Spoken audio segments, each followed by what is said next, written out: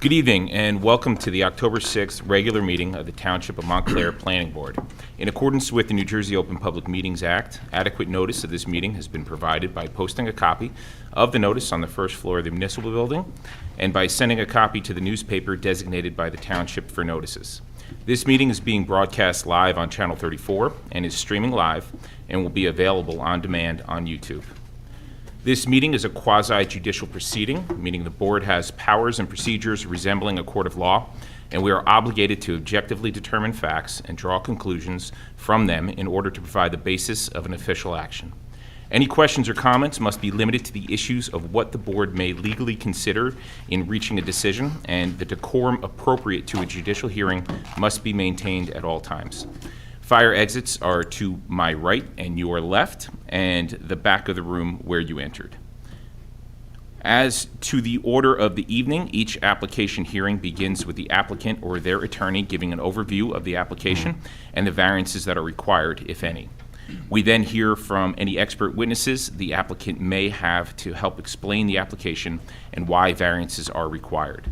The board members may ask questions of the applicant, the attorney, and their expert witnesses. If you are a member of the interested public but not a witness in the case, you will have two opportunities to speak. At the end of each witness's testimony, you will be given the opportunity to ask the witness questions about his or her testimony. That is not the time to tell the board what you think of the application. To ask questions, you will have to come to the front of the room, give us your name and address, and then ask your questions related to the witness's testimony only. After the applicant's witnesses and any objector witnesses have been heard, members of the audience will have their second opportunity to step forward. At that time, you may express your opinions, positive or negative, about the application. Comments are generally limited to 3 minutes per person. An additional time that the public may be heard is when one or more residents present to the board as an objector to the application. Objectors may be represented by counsel and present their cases, including independent evidence and witnesses for the board to consider after the applicant has finished his case.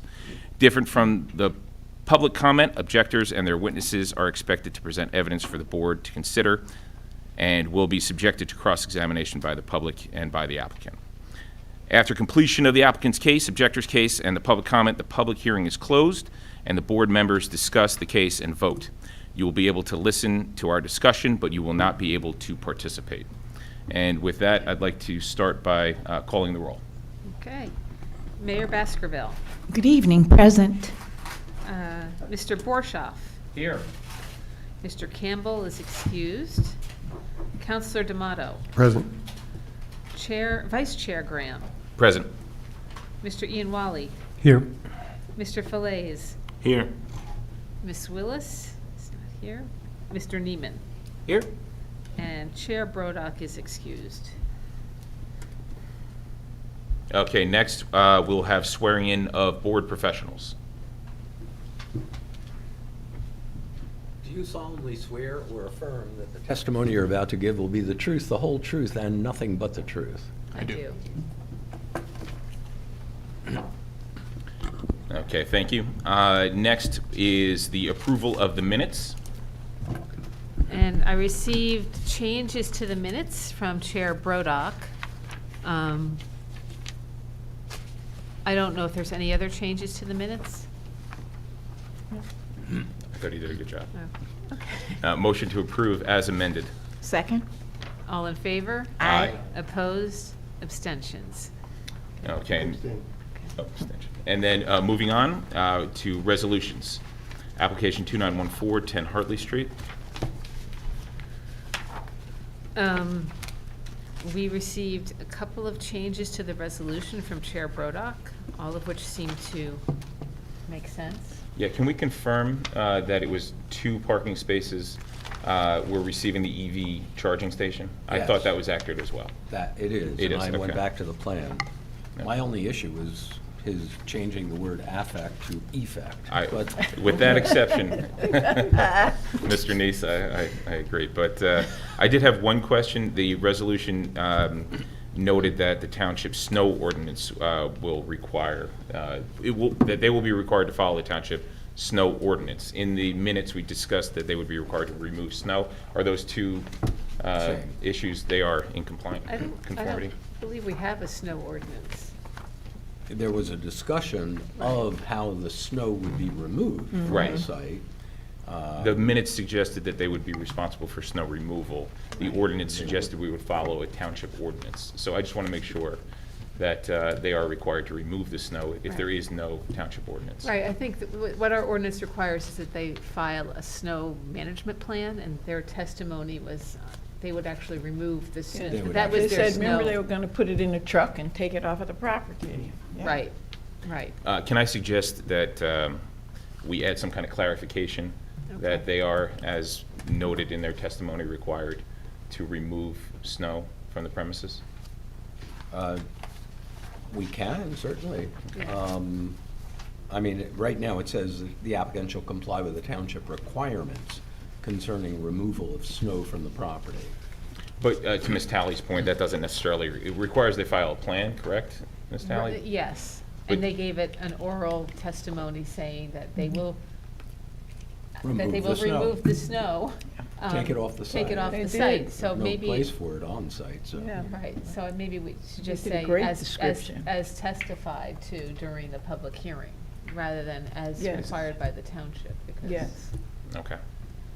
Right. Will you change the resolution to I that will effect? change that, yes. Thank All right. Is that? That is to my satisfaction. Thank you, Mr. Neese. All right. So with that, I would make a motion to approve as amended. Is there a second? Second. All in favor? Aye. Opposed? Abstentions? All right, next up is committee assignments. I know you have a list of the vacancies on our committees. Obviously, Carmel had played quite a role on quite a few of these committees. And if anybody wants to volunteer for any of these committees, please let me know. The most critical one right now is the Development Review Committee that meets monthly. Our next meeting is this Thursday.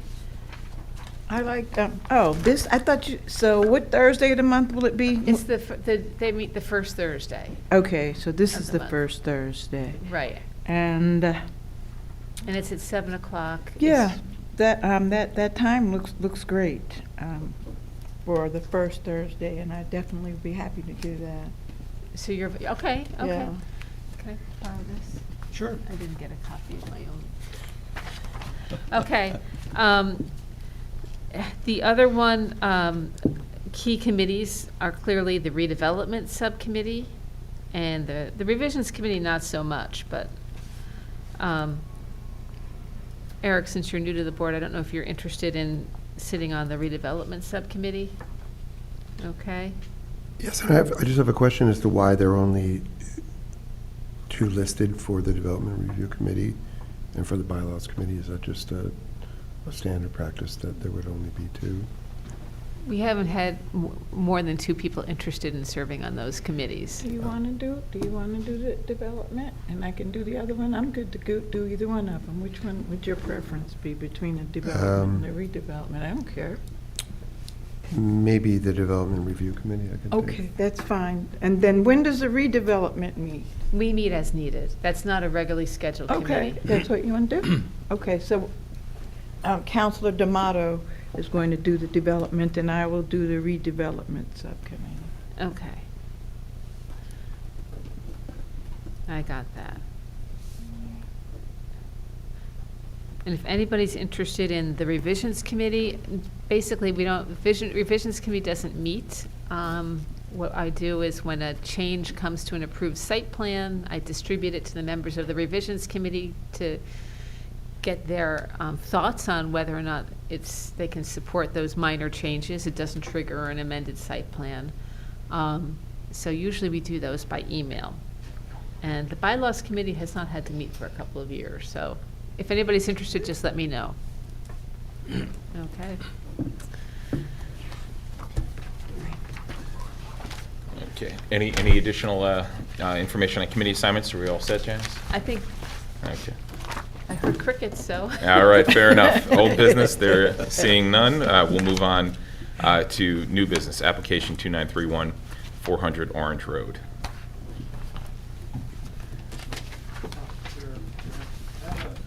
Tony, is your microphone on? May I ask a procedural question Sure. first before we get started?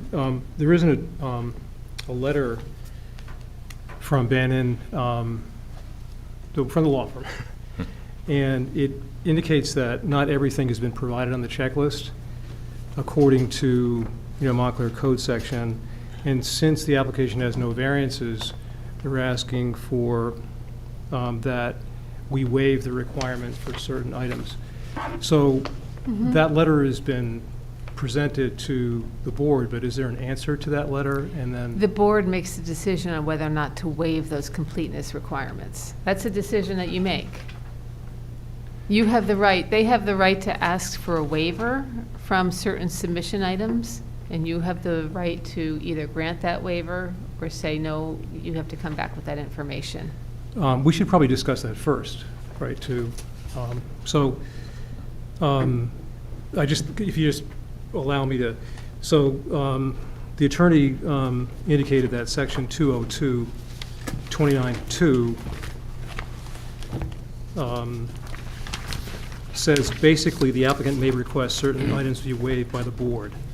And 202 is the procedural code, right, land use procedures. But there's also 301, which is, excuse me, the subdivision of land, which is specific to this application. And Article 5 of that is the major subdivision procedure. And there isn't a clause which says that you can waive the requirements. So one of the requirements is to show how what could be built sort of blends in, excuse me, You mean elevations of the? the elevations, Yeah. so it's not provided. Right. And, So it's required to be provided? well, it's the- 202 does give the ability to ask for a waiver, but 301, with respect to subdivision of land, Does not? it says all this stuff is required and doesn't have a clause which says you can ask for forgiveness. I think under the municipal land use law, any applicant has the opportunity to ask for a waiver from a requirement from either a site plan ordinance or a subdivision ordinance. It doesn't have to be explicitly stated. Oh, it doesn't have to be? No.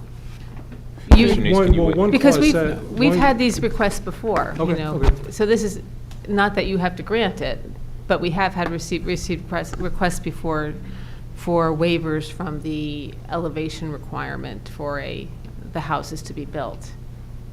Okay. Is there also a specific concern, Mr. Ianwali, about the Well, missing I think that, elevation? I think that it's always good to know how the structures that are allowed by the subdivision would fit into the neighborhood. And it might be that, the applicant indicates that there are no variances, but sometimes by granting a little bit of a variance, you can actually have better lots created because you'll have visibility in terms of whether or not the lot requirements that are standard in that R1 zone are actually too much compared to the neighborhood. In other words, the houses might be closer to the street or not. So I think having that perspective would give a better view to evaluate what the future, because if we let this go and let's say the setbacks are such and such, then the applicant would have to come in with a variance later. So I think, just with respect to that, it's kind of a good idea to see what the houses would look like, just in terms of shapes on the lot. The other stuff I'm not so sure about.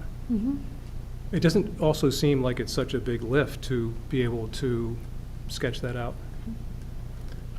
I think that's an interesting point. I think we should also give the applicant an opportunity to respond to that, Mr. Ianwali, but I do take that under advisement. But I think we should probably proceed with hearing their All right. case Thank you. on the issue. My main question was whether 301 really controls. Fair and it doesn't. point. We're saying, okay, thank you. Yeah. Mr. Chairman, Gregory Massera, Bannon, Rhodey, McDonald, and Massera, on behalf of the applicant, Sky Developers. This is the application to subdivide the existing 23,000 square foot lot on the triple corner of Ord Place, Pleasant Way, and Orange Road. The applicant seeks to divide the existing lot into 4 lots. As has been discussed prior to us formally introducing the application, there are no variances required in this application. The application proposes 4 conforming lots in accordance with all provisions of the Montclair zoning code. That was confirmed by the July 2nd, 2025 letter of Janet, memorandum of Ms. Talley. Do I have to, sorry to interrupt, there may be a variance. 301 subdivision of land lots, corner property, I know I have a corner property. There needs to be a radius on the corner of corner properties, and it's not shown on the plan, they're square. So the radius of a corner has to be 10 feet or more. That was discussed, which we'll get into with testimony, that was discussed with Mr. Hernandez, and we had advised Mr. Hernandez that we would do whatever, that we could do that post-approval. We had discussed whether, in fact, there would be a dedication to the township for that, for the property, or whether there would be an easement for the property. But we had discussed that. Now, if we go back, Mr. Einoli, just to step back a little bit, the application was submitted and it was deemed not complete. And it was deemed not complete because I did not formally seek waivers of the items that we did not, that we were not addressing this evening. This evening, we are not seeking permission to build houses. No, I understand. We are not presenting a site plan. But if I might, your letter says that there's no variances, but the plan that we're looking at does not comply with 30125, which says that on the corners of these corner properties, there has to be a radius. So the survey or the layout as presented does need a variance. Mr. Einoli, it does not need a variance. It needs a waiver from the provisions of applying. That is a requirement under your site plan ordinance. As I spoke to Mr.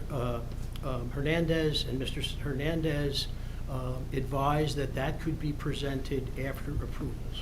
A waiver is something, a variance would be something from the zoning code, not the site plan ordinance. Variances are issued against the zoning code.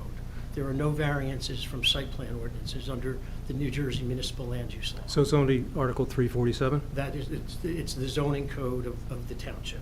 And So in Chapter 301, subdivision land, general design standards for residential lots, the design of residential lots shall comply with the following standards. F, intersecting property lines on corner lots adjacent to the street line should be rounded with a curve of suitable radius in no case less than 10 feet. So it seems rather specific that that's a requirement according to Chapter 301 subdivision. Mr. Einoli, as I said, we discussed that. Oftentimes, there are post-approval requirements. And we had indicated to Mr. Hernandez that we could show the radius if there is approval. Because if there is approval, and if there is subsequent development, then the plans will have to be updated. There will have to be topographical plan prepared, and there will have to be other engineering prepared. There will be drainage plans prepared, et cetera. No, I understand, but the only thing that we're looking at basically are lot lines. And the lot lines are wrong compared to what I read. When you We're say not the looking lot at- lines are wrong, you mean they don't comply, in your view, with the ordinance? I'm just reading stuff. No, I get it. It says Chapter 301 lots, general design standards for residential lots, and it says that the design of residential lots shall comply with the following standards, and I'm just reading what it says. Mr. Einoli, that'll be addressed in the third exhibit from our licensed Okay. surveyor. Okay. Just for clarity's sake, what we're reviewing right here with the lot lines does not currently require a variance, but if you were to come back with a subsequent site plan, at that point, we would address the variance? Is that accurate? There are no variances, and Right. hopefully, if there ever is development. That's what I'm saying, a no potential- variances- No variances will be required. And there's no site plan, 'Cause this is No, a- I understand that. This is a My- subdivision plot. My question Yeah. is to Mr. Ian Wally's point about the radius Right. on the corner. Mr. Chairman, Yes. if I may just weigh in. As correctly stated, we did discuss this specific issue. It was noted in a report as a non-complying condition with respect to the design standards of the township ordinance, and the discussion was, and what my recommendation would be, is that it be included as a condition of approval, which would subsequently need to be reviewed by our office. They would need to be, should the board vote in favor of this application, they would need to submit revised plans. In addition to that one item, there's a few others as well that would need to be addressed, which would then be reviewed by our office prior to filing of the plat submission. And it would not be approved without that, without that. So without that that's in addressed. your letter? Correct. It's So 4.5. the plans that have been presented to us do not comply. They have to be modified. So we're looking at a set of plans that if we were to give approval, so, The application still so meets. that change in this requirement is not a variance. No, It's not a variance. no, that does not incur a variance one way No. or the other. It's a design standard which generally either is complied with, or for whatever reason the applicant cannot or wishes not to, would be requesting a waiver for that. But in this case, I believe the applicant is stating on the record that they will be complying with that as a condition of post-approval. And the question that I asked Mr. Hernandez, that if the applicant does amend the plans for that for those rounded corners, would that result in any setback issue? And it won't. Yeah, because usually from the straight lines. Okay, I'm Right. good. All right, I just wanted to, Okay. All right. Thank you, Mr. Messera. Thank you, Mr. Graham. Thank you, Mr. Eindley. I think we jumped around on my introductory statement. I think everybody now here knows that we are not applying for a variance. The 23,000 square foot lot, the proposal is divided into 4 lots. I have 2 witnesses here this evening. My first witness is Natalia Rawska. Before we begin with Ms. Rawska, Janice, do you want to put the documents? Yeah, Mr. Messera, I've pre-marked the exhibits. A1 is the application. A2 is the certification of taxes paid. A3 is the proof of publication. A4 is the affidavit of service. A5 is the Alta survey prepared by MPF Surveying, dated September 8th, 2021, and revised March 25th, 2025. A6 is the preliminary and final subdivision plat prepared by MPF Surveying, dated March 25th, 2025. A7 is the planning report dated July 2nd, 2025, from my department. A8 is the engineering report prepared by Natalia Engineering, dated July 25th, 2025. And A9 is the letter from Mr. Messera that was submitted on July 8th, 2025. Thank you. Before we begin, your July 2nd report showed the application as being incomplete. Was there a subsequent determination by your department that the application was complete? And if so, how? No, we did not subsequently issue a report saying that it was complete, because there were no changes. But clearly, in Mr. Messera's letter dated July 8th, he did say that all those incompleteness issues that I had addressed in my memo were waiver requests. So at this point, it is a complete application. So basically, it was administratively Right. done, Yep. made complete. Good. And Council, if I can be clear, some of the waivers we requested were checklist waivers as opposed to waivers from zoning code requirements. The waivers that I requested were checklist waivers so that the application would be deemed complete. I believe Ms. Talley sent an email after my July 8th letter acknowledging that the application was deemed complete. Nevertheless, the application was processed as being complete, and the engineering review letter was generated, et cetera. Well, Okay. witness the fact that you're here.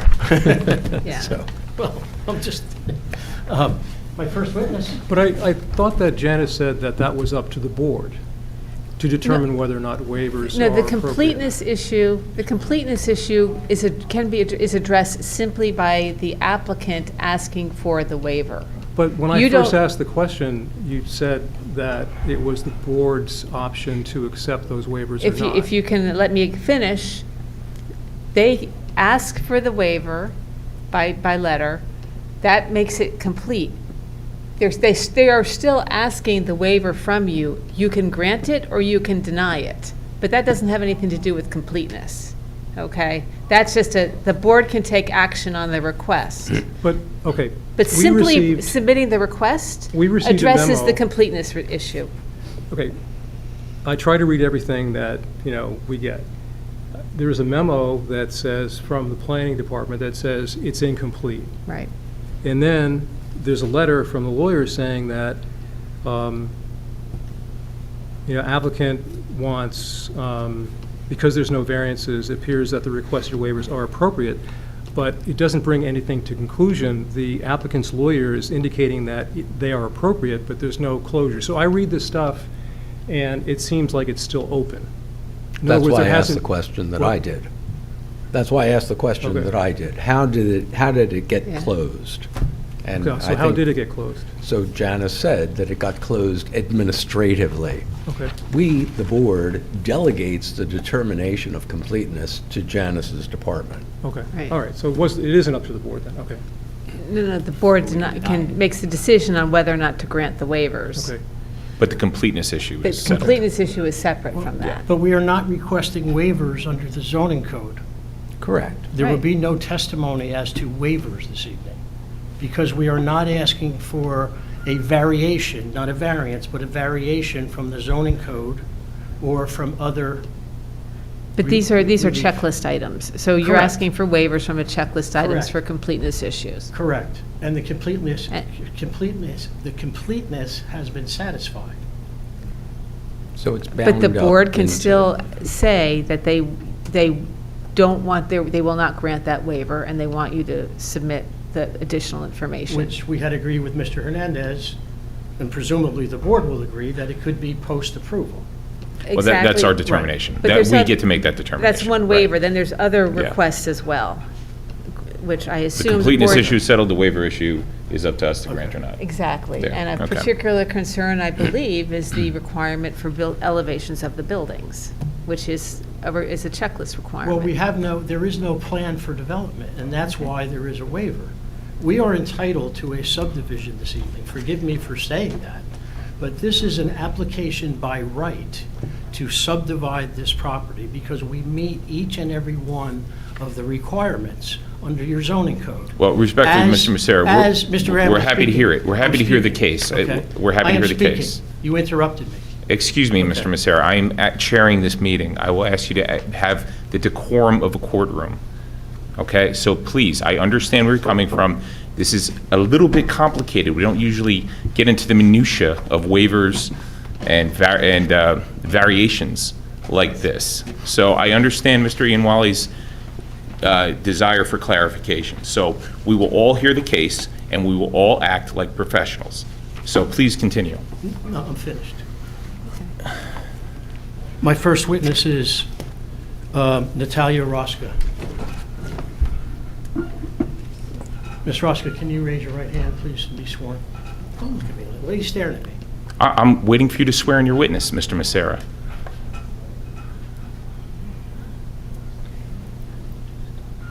Do you solemnly swear or affirm the testimony you're about to give will be the truth, the whole truth, and nothing but the truth? Would you please state your full name and perhaps even spell your last name for the record? Yes, it's Natalia Rawska, R-A-W-S-K-A. And are you affiliated with the applicant in some manner? I'm a project manager for Sky Developers. And couldn't hear you. Can you? You can go stand Can you there. speak into the microphone? It's not on. Natalia Rawska, Rawska, project manager for Sky Developers. Sky, okay. Ms. Rawska, are you familiar with the property site of 400 Orange Road in Montclair? Yes, I am. Were you, how long have you been involved with this property? Over a year. Okay, and what was your first involvement with this property? We were trying to get a approval for, I believe it was 6 townhouses, which was denied. And was that application made to the zoning board? Can you Yes. speak into I can't hear. Yes. If you I'm could sorry. speak directly into the microphone. Yes, of course. Thank you. You can, I think you can sit down Yeah. Okay. and pull the microphone closer to you. Maybe you'll have better luck that way. And was that application in front of the Montclair zoning board? Yes, it was. And can you, did you attend all of the zoning board meetings? Yes, I did it. And was there a consensus of the general public at those meetings? Yes. And what was the consensus of the general public? The general public wanted to essentially see the lot being divided into 4. Okay, and was there considerable involvement of the general public? Oh, yes, So that application was denied, is that correct? that is correct. So what happened next with regard to your plans for this lot? So we're just trying to subdivide it into 4, and then we will see what the plan is to build it. We don't know yet, but just to subdivide it into 4. And are there any building plans for these lots? Not yet. Have building plans even been considered? No, Are there any architectural plans? no. Okay. Are there,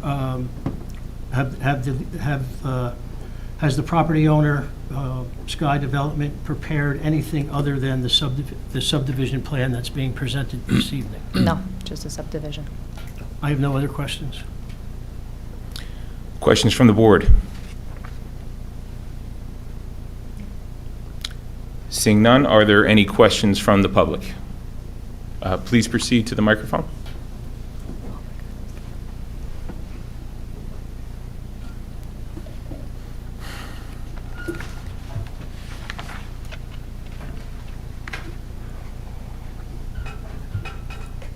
Good evening. Good evening. Janet Hubert, Ward Place. No. Janet Hubert, Ward Place, Montclair. I have a question. Yes? We're sitting back here a little confused. You're asking for waivers, but no waivers. So you're saying you have no plans. The last time we were here with the Hartley situation, a gentleman was given a waiver, and it lasted for 9 years. And he came back. If you have no plans, then why are we here, and why is this meeting even happening if there's no public need for us to be here and the application is not complete? Just because you say it's complete, but it is not complete because you have no plans. We would love to see 4 homes go up, but we don't have, maybe you have the time to be here, but you have no plans. Where are the plans? So I just want to start, I just would like to say, Mr. Massera, this is part of the reason why we talk about the technical questions, because they are confusing. Sometimes the public needs further clarification of, 1, why we're here, and 2, what are the requirements and how do we satisfy them? So I don't know if somebody, Mr. Neese, if you can clarify, or Mr. Massera, if you want to clarify the legal requirements so that the public has a better understanding of the this is a very technical point here, so I think it does warrant a little bit further explanation. Mr. Graham, this is a legally. point that is raised in virtually every planning board hearing that I've ever sat in as the attorney for many boards throughout the state. In at least a majority of cases, waivers are requested, whether it be from application requirements, checklist requirements, from the Residential Site Improvement Standards Act, et cetera. Waivers are not unusual. Waivers are ordinary in the course of planning board and zoning board applications. I understand that. Okay. But here, the question is, to What the are public, the to waivers? the point is, not necessarily why are we here, but also, we're saying, how is there this waiver requirement, but then completeness? And I think people are not necessarily understanding the distinction here The between those two separate legal questions. The application that we are making is to subdivide a property that historically, according to previous testimony in front of the zoning board, historically was 4 lots. and we are attempting to bring the property back to 4 lots. So that serves a zoning purpose, which we don't have to prove technically because it's not a variance. As far as the waivers go, okay, we don't have building plans. We have not prepared building plans. Then may I interject, how do you get a waiver for something that they don't know what they're waiving? The waiver, the request like for a double speak. waiver is from having to submit building plans. A subdivision is not granted based on building plans. A subdivision is granted based on the real estate that lies on the surface. Then there is no need for waivers, correct?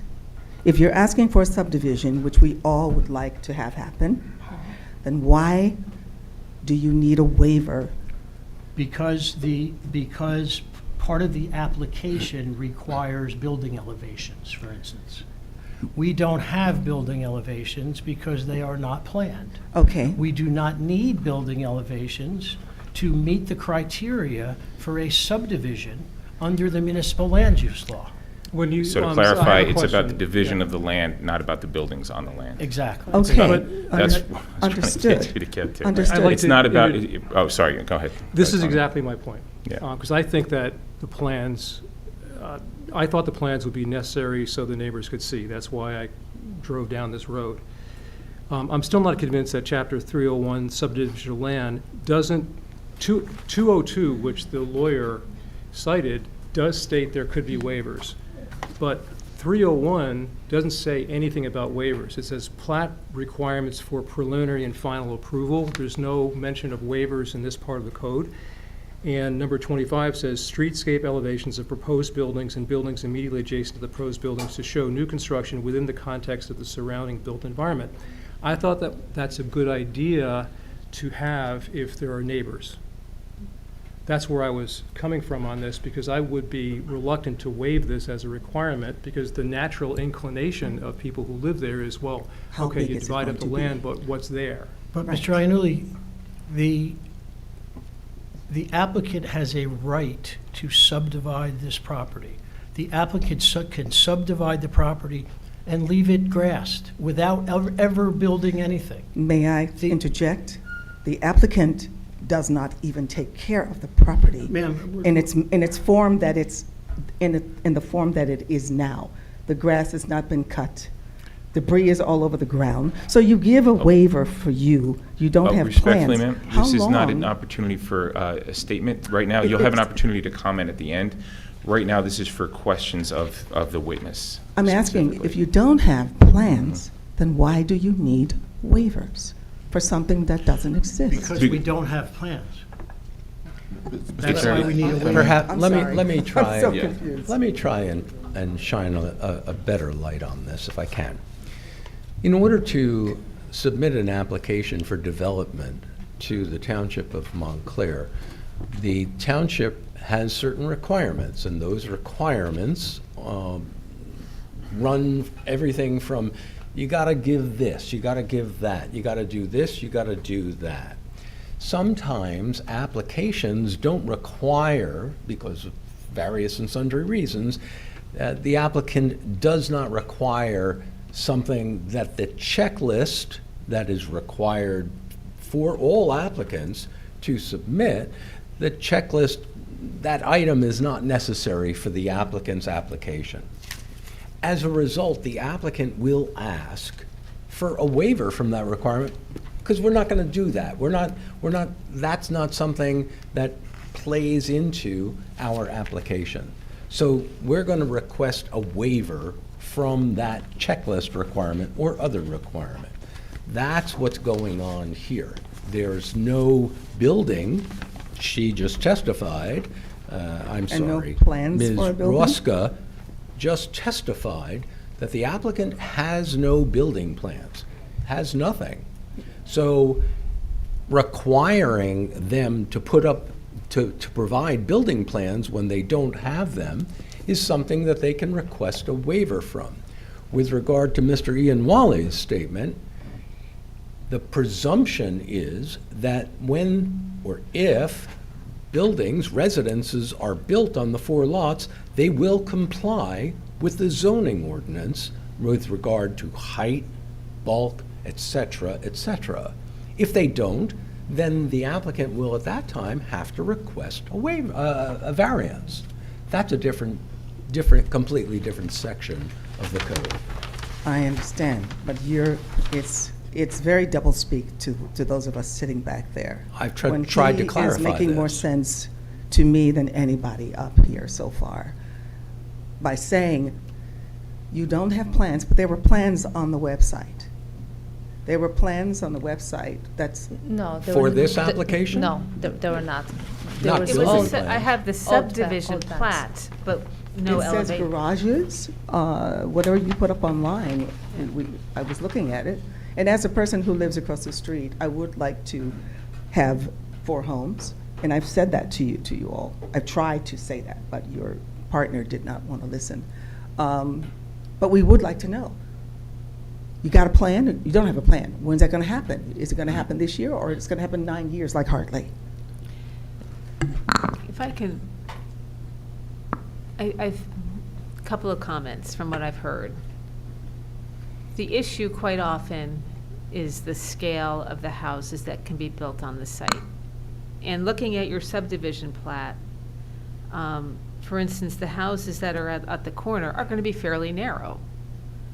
So I think it's reasonable for the board to request a representative house that could be built on those lots within those setbacks, because honestly, it'll show a fairly small house at the 2 corner lots and probably a wider house on the inside lots.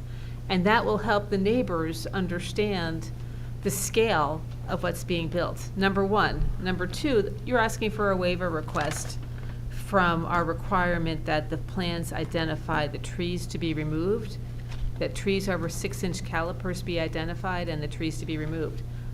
I think that can clearly be provided, because you show the location of the building envelopes, you show the location of the driveways. So clearly you can identify which trees are going to be removed with the plats, the subdivision plat that you submitted. So We those are don't- just 2 items We to try. don't know where the houses are going to be located.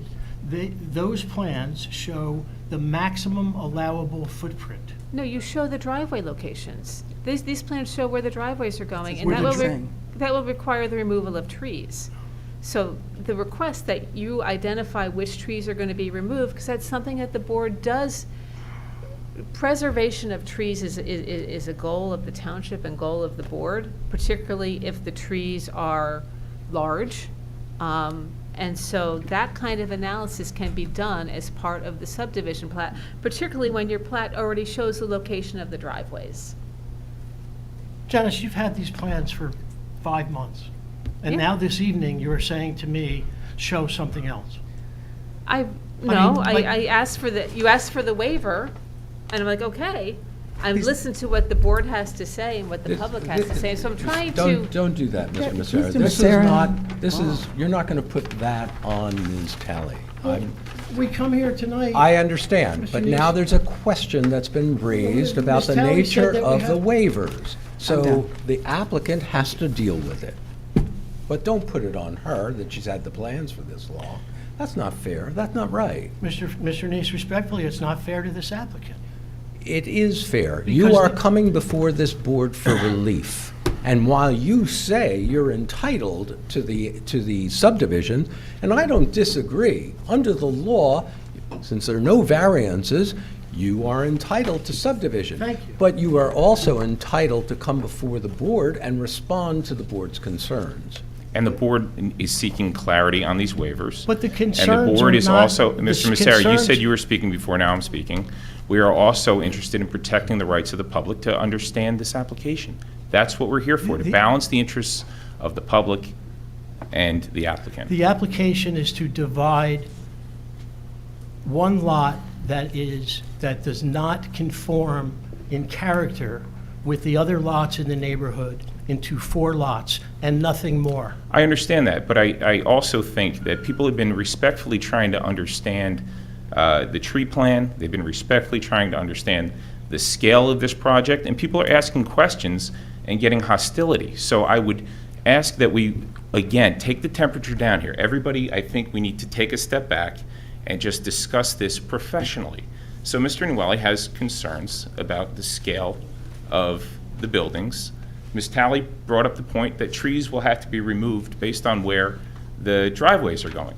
I think these are reasonable questions, and that's why we're here, to discuss those. So let's everyone just take the temperature down and have a discussion about it, all right? That's all I'm asking. Chairman, I have two small questions. Yes, Mr. Counselor. First, just so everybody is clear, that subdivisions are granted without any plans. I know near me on Cooper Avenue, I believe, there was a subdivision that was made within the last 2 years. Was it one lot going to two? There was Yes. one lot. Called a minor subdivision. It's a Fine, major okay. subdivision, which has Okay. Yes. Okay. Mr. Nwali, is your microphone on? I'm not sure if I heard that. Can you say that, repeat that? If one lot to two is a minor subdivision, this is a major This is major, subdivision, okay. which, and again, I go back to 301. There aren't waivers that are mentioned in 301. 301 is a major subdivision, part of the code, and they're plat requirements for preliminary and final approval. It doesn't say anything about the possibility of waivers. 202 does, and that's the checklists.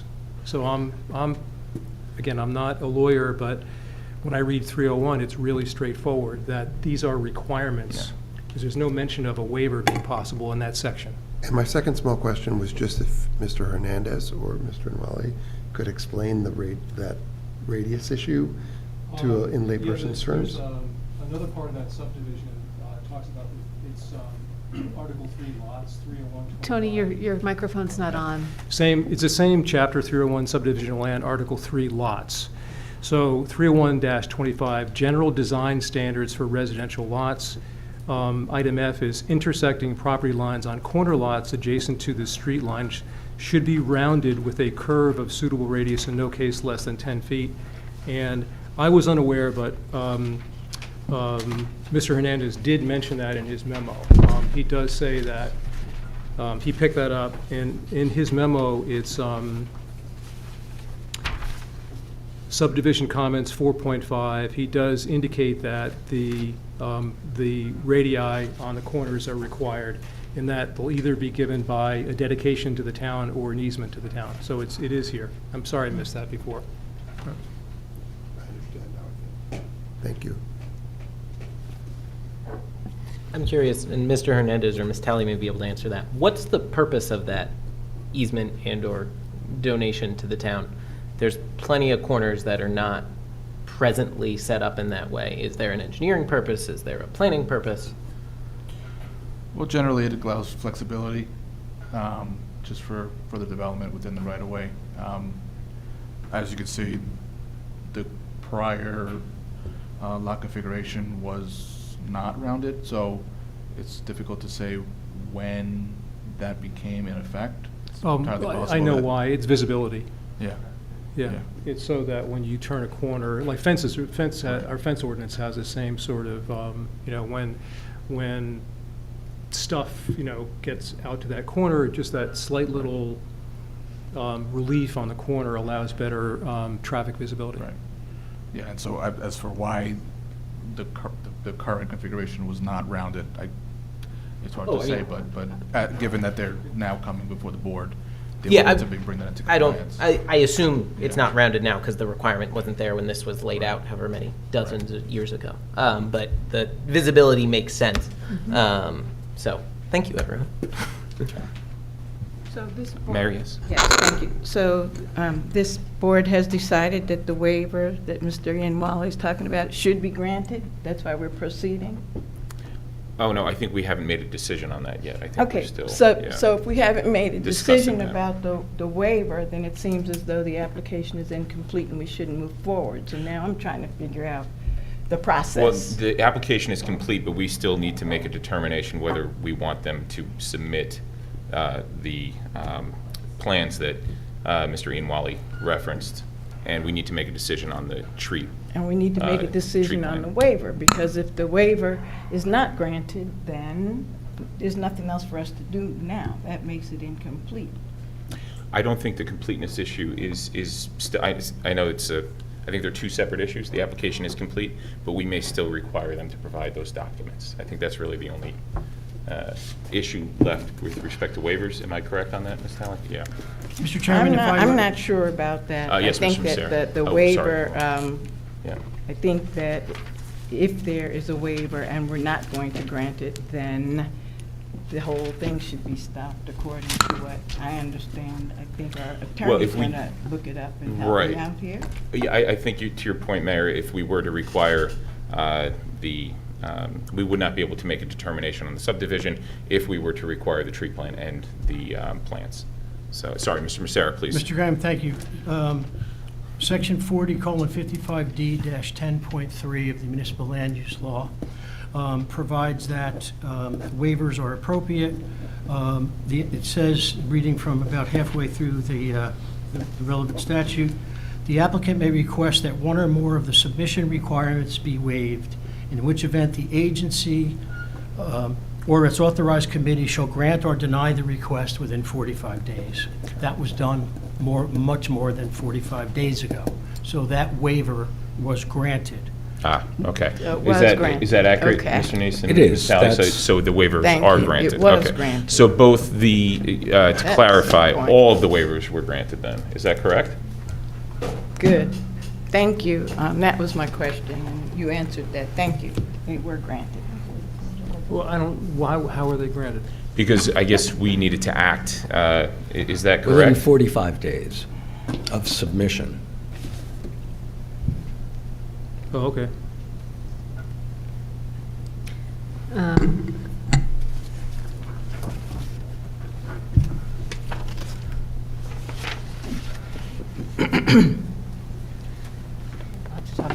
Mr. Neese, can you confirm? Is that Yes, that's what an the, accurate interpretation? that's what the statute says. So even though we were not able to have a hearing, even though we carried the meetings, does that, so doesn't that, Because we had this scheduled in August, doesn't that tack which was less than 45 days. the time? Yeah, so it was carried 3 times. Right. So, August to September, September to October. so Mr. Mercer, with the carrying of the, tabling of the issue, carrying to the next meeting, wouldn't that extend the period? No, the waiver is from the time of the application. No, from the time of the, I mean, it got Ms. extended. Talley, your It microphone. got extended. Ms. Talley, your microphone. Mr. Chairman, not because of us, it got extended because the board didn't reach us. We were prepared in September. and No, August. I understand. I'm just trying to understand if that still extends. the timeframe is, the application is submitted. Yeah. Within 45 days after the application is submitted, we deem it complete or incomplete. We deemed it incomplete because of those waivers, because of those checklist items were missing. We issued the report, I think shortly after the report was issued, you submitted a letter saying that you're requesting waivers from that application. So at that point, the completeness issue was addressed. Okay. And we proceeded to start scheduling before meetings, but no decision was made on the waivers because we couldn't get to a public hearing. Couldn't get to a public hearing. And it's kept getting carried. That's not, the statute says the applicant may request that one or more of the submission requirements be waived, which is, we all agree that's what happened. In which event, the agency or its authorized committee shall grant or deny the request Right. within 45 days. Now, But that isn't there request was something- granted because the application was deemed complete. There's no other way to interpret that. But No, isn't there, no. oh, sorry, go ahead. The Sharon. completeness issue is completely separate. No, this is from- speaking of the completeness issue. Right, but that doesn't mean that the waiver is granted. That means it's deemed complete and you can proceed. Only the board can decide whether or not a waiver is granted. Those waivers were granted, they are not waivers that are substantive to the application. They are to the hearing of the application. They are pre-hearing submissions. They're two Right, separate. so if I may continue reading from 10.3, which says, quote, "The municipal agency may subsequently require correction of any information found to be in error, No errors. and submission of additional information not specified in the ordinance or any revisions in the accompanying documents as are reasonably necessary to make an informed decision as to whether the requirements necessary for approval of the application for development have been met, end quote. Correct, but so it doesn't fit any of those three All I categories? can say is staff does not have the authority to grant waivers. Staff has the authority to deem it complete because you asked for the waivers. And I. Only the board can do that. Yeah, and I find it wouldn't make sense if we all agreed to push the meetings back, then the board doesn't have an opportunity to make a ruling, and then we're Yeah. boxed into a ruling. That doesn't make sense to So me. It does- So I think, I think though- we still have to make that determination So I tonight. don't- Mr. Chairman, I think, though, if what Ms. Talley is saying, so the zoning office can say the application is complete, but now the board can say, no, it's not.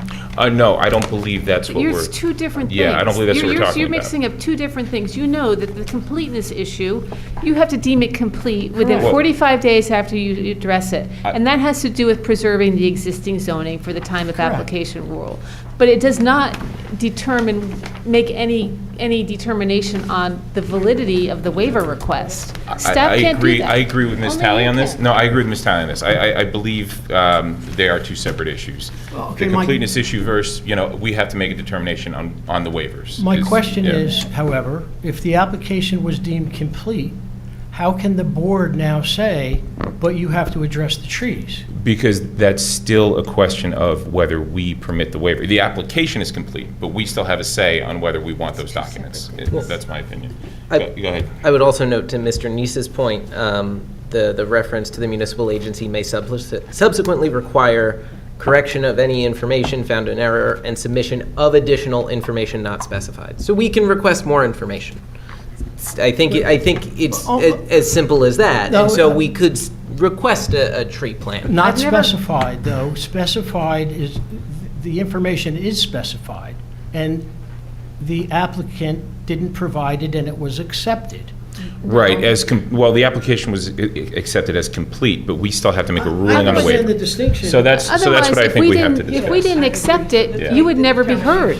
You would Right. never be heard if we didn't accept it. So I think. Exactly. But we're not accepting the waiver, I think we're I think accepting we're your going around in circles. request. Let's just, okay, let's make we'll make a determination. I don't think I've on known the a planner waivers. in the So- state or an engineer in the state who ever makes a determination on a waiver request.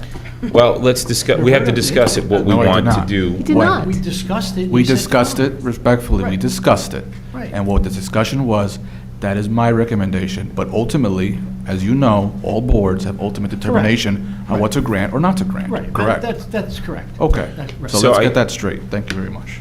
So let's get through the application, and then we can discuss this. Mr. Massera, would you like to ask any more questions of the witness, or would you like to call anybody else? No, yes, I have another witness. Okay. Yes.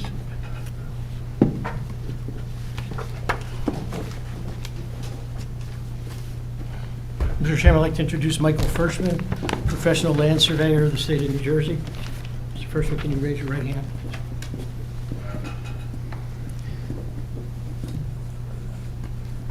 Sir, do you solemnly swear or affirm that the testimony you're about to give will be the truth, the whole truth, or nothing but the truth? Can you please state your full name and business affiliation for the record? Michael P. Ferschman, Ferschman. I'm president of MPF Land Surveying, 150 River Road, Montville, New Jersey. Mr. Ferschman, is your license current in the state of New Jersey? Yes, it is. And you're a licensed surveyor, correct? Yes. Can you give the, I apologize. Can I just make sure your mic is on? Thank you. Green lights. Can you hear me? it's a break. Can you give the board the benefit of your professional education, please? Yes, I'm a graduate of New Jersey Institute of Technology, Newark College of Engineering, August of 2001. Professionally licensed in the state of New Jersey as of March of 2003. Professionally licensed in the state of New York as of July of 2010.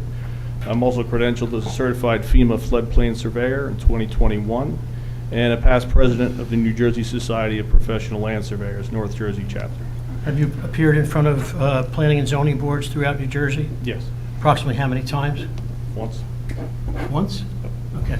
Mr. Graham, I'd like the board to accept Mr. Ferschman as Is this the ones? As an expert in land surveying. Just to clarify, your Surveyors licenses, don't generally do this. just to clarify, your licenses are current? Yes. We'll accept it. All right. Mr. Ferschman, you prepared plans that were submitted as part of the application for the subdivision approval, is that correct? I have, yes. And I believe you have exhibits to go through with the board about your preparation? Yes. Can you please explain to the board the current... Blocked out. And there's a handheld mic if you'd like to use that. You can just, please make sure it's on.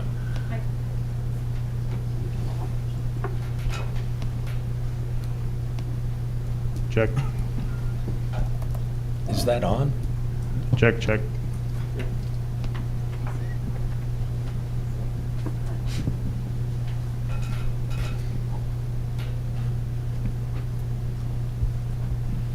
Check. Ah.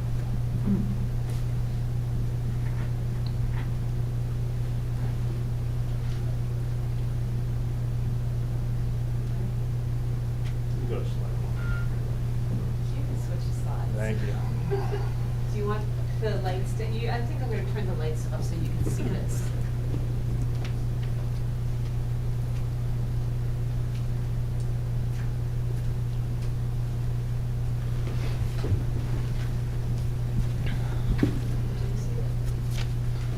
Everybody see it? Everybody in the back? Mr. Ferschman, can you first read the title block on the lower right-hand side, please? Yes. Somehow to identify what you're addressing. It's the Alta NSPS land title survey of 400 Orange Road. You prepared that survey, I did. and is it dated? It is. It's revised. I can't. We should mark this as an exhibit. Get rid of it on there. Mr. Messera, let's mark this as Exhibit A10. This is part of the Thank you. plans that were submitted. This survey was dated September 8th of 2021. It is revised through March 25th of 2025.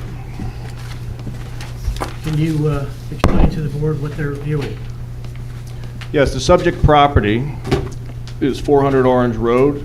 It is Lot 11, in Block 3901. The subject property is situated in Montclair's 4th Ward and has been a site of various uses over the years, including one time or another single-family residences. As we noted, there were at one time 4 single-family lots here. At one point, it was a service station, and most recently, it was the location of the Wallwood Gardens Nursery site. That was constructed in 1996 and is now no longer in operation. Currently, the site is fairly abandoned. It's being used as a landscape operation laydown yard with some bulk material storage on site. And overall, the survey yields a total area of 23,673 square feet, or just over half an acre, more or less. The site itself is bounded on the north by Ward Place, the 50-foot public roadway. It's bounded to the east by Orange Road, which is an Essex County road, Route 669, which is 66 feet in width. It's bounded to the south by Pleasant Way, a 50-foot public roadway. And it's bounded to the west by 2 individual private properties, now or formerly of Darlington, which is Lot 12, and of Coward, Lot 10.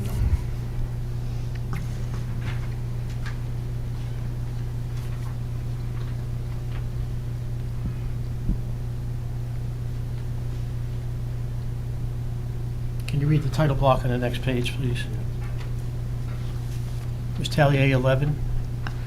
No, Just I was, part of the the whole, application? the whole presentation fine. is a PowerPoint presentation. That's what I marked as the Okay. exhibit. Thank you. And it Not the- consists of 3 slides, correct? There are 3 slides, yes. There's a survey, there's a preliminary and final major subdivision, which you have, and then I address some of the comments from Mr. Hernandez's letter on a 3rd slide.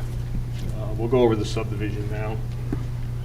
This slide is preliminary and final major subdivision. It is dated March 27th of 2025, and it subdivides the original property into 4 individual lots, consisting of approximately 1/8 of an acre each. All the lots are proposed to meet current bulk zoning requirements for an R1 residential zone. No variance is being requested or required at this time in support of the application. Lot 1101 would front on Orange Road and encompass a total area of 6,242 square feet. Lot 1102 would also front on Orange Road and would encompass an area of 5,883 square feet. Proposed Lot 11 would front on Pleasant Way and would encompass an area of 5,771 square feet. And finally, Lot 1104 would front on Ward Place, encompassing an area of 5,777 square feet. At this time, we meet all the proposed required bulk setbacks. We provide a 6-foot and a 25-foot side yard setback on each lot. Each lot has a 25-foot rear yard setback, and we've provided for a 25-foot front yard setback on all roadways. Mr. Ferschman, those setbacks that you are citing would be the maximum, would show, therefore, the maximum building envelope that would be permitted under Montclair's code, is that correct? Yes, we provided for the bulk zoning requirements, so the maximum building coverage is shown as depicted here on.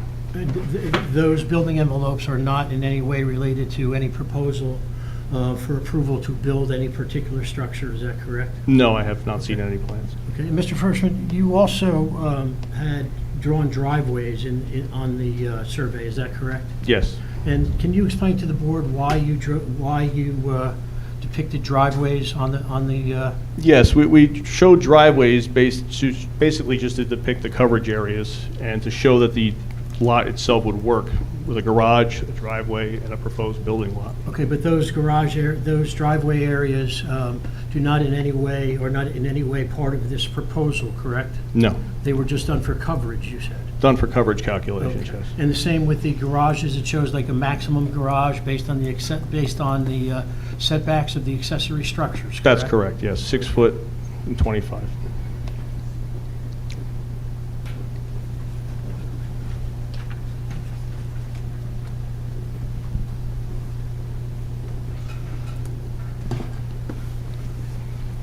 So Mr. Ferschman, excuse me, okay. I'm The sorry. maximum building height in that zone, in the R1 zone, is 35 feet, is that correct? To the best of my knowledge. Okay. And this application has nothing to do with the maximum height, does it? Not at this time? Okay. Nor with stories, correct? No. But lot area is relevant, is that correct?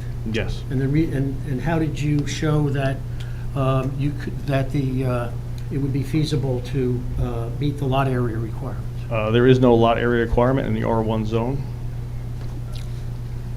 And the maximum building coverage Maximum building coverage was based on the bulk zoning requirements for the... of 25% of the lot area? That's correct. And that's what you depicted just to prove that it could be done? It was calculated based on the setbacks that are required.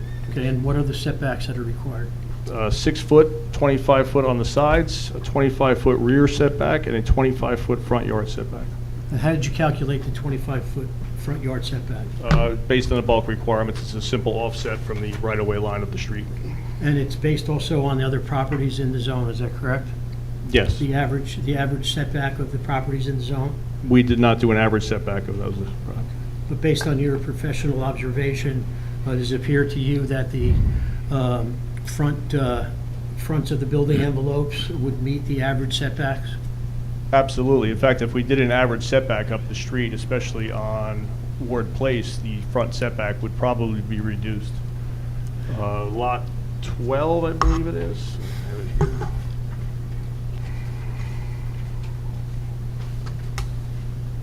Do you recall what the front yard setback requirement is?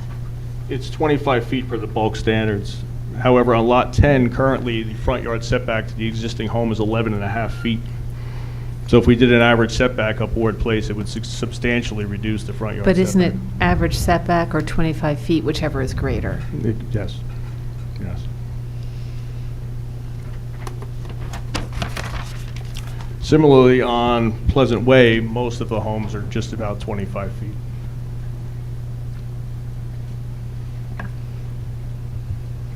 And you have slide number 3?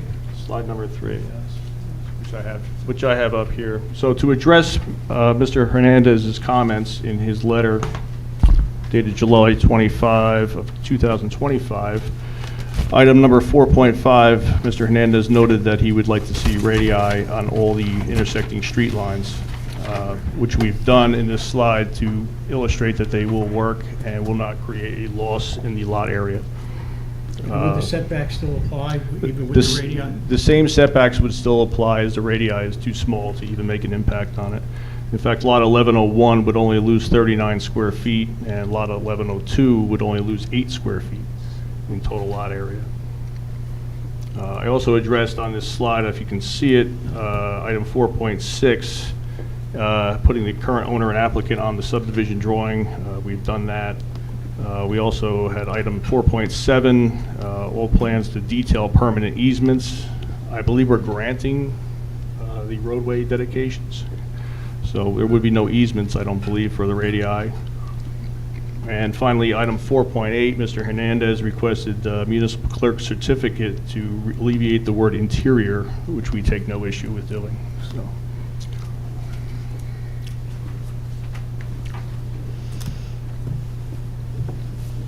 I have no further questions.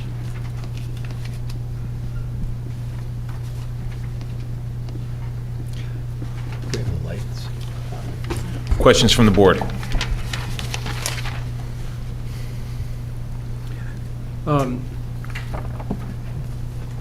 So it would be good to see the setbacks from Orange Road. I know that you mentioned what the average setbacks are. The two lots that are on Orange Road are kind of deficient with a backyard. You know, if you have two front yards, you've got, depending on if the backyards are from Ward Place and Pleasant, your backyard is basically 6 feet because that backyard is really like it's a side yard. And then the backyard from Orange is, there's a what looks like a pretty good sized garage. It might be a two-car, is that a two-car garage or a one-car garage that's depicted there? The proposed garage? Yeah. These are just depicted garages. Those are one car. They're one-car garages, just to illustrate that a garage could feasibly be constructed and still So- meet the impervious coverage. So you've got, so if I were doing this, I'd say, okay, maybe I could adjust the front yard you have two front yard setbacks. Did you study a way to relate those front yards to other houses so that you can create better yards for the houses, which might make them more enjoyable to live in? So, for example, if the setbacks on Orange Road or the average setbacks are a little bit closer to the street, that would give you more room on the site to have better backyards for these homes. And I think that if you lock this in now and want to do that later, then you would be asking for variances later.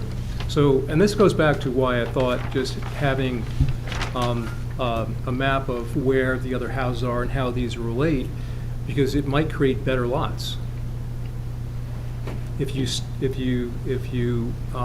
study that. So, for example, again, and those comments are primarily the lots that are further in have decent backyards, you know, but the other two don't, and it's going to be turning like the two that are closer to Orange Road, their kids' play area is going to be kind of up against Orange Road. It wouldn't be in back of the house. So just a thought.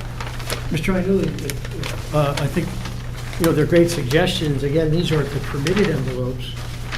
We could modify our application to request variances to be able to move the envelope towards Orange Road, and we'd be happy to do that this evening if the board were inclined to. Well, that's not my point was that by having a little more visibility in terms of how these houses could blend into the neighborhood, then we would be able to evaluate that, but we can't really evaluate that without that information. But currently, I just want to clarify, the current document does show a layout that would not require variances, is what we're saying, right? Correct. Okay. No, nothing's- But you're saying, Tony, if you were to show the variances, you could do something a little bit better, is what you're thinking? Well, if you could show how Yeah, the houses okay. could fit, you know, how it could fit into the neighborhood, then you'd be able to do it in one shot and say, okay, this, you know, these houses here, designed in this way, we want this because we're creating better yards for the houses. I understand, yeah, but, and I just want to clarify, so what we're looking at here is, this is divided as of right, And what you could put there, that's what you could put there as of right, and you wouldn't need any variances, That right? is you're saying? correct. So, And that's okay. not what we are proposing. Not what you're proposing, but Right. what could Right. exist as of right? Exactly. Okay. Okay. And just to confirm, the garage, the driveways, it's to show impervious coverage, but irrelevant to where it actually is. It's all theoretical. Yes, that was simply to address the impervious Sure. coverage calculation. Understood. It was to, in the process of creating an application that does not need a variance, it was Understood. almost like to see whether it's viable. Understood. Thank you. Now, if a plan were to be submitted, it would require all of the bells and whistles of a tree plan and the rest. Okay.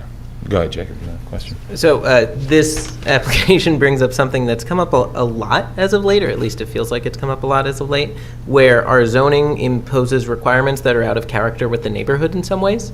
So almost every street on Ward Place and Pleasant Way is actually a 50-foot frontage, and our zoning requires greater than that. And almost,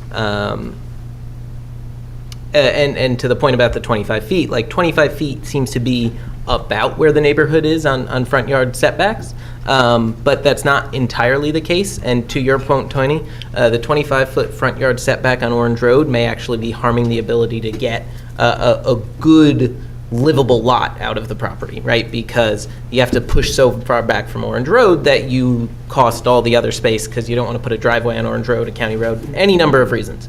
But I think it's something significant for us to think about as a board where our zoning doesn't meet the character of the neighborhood.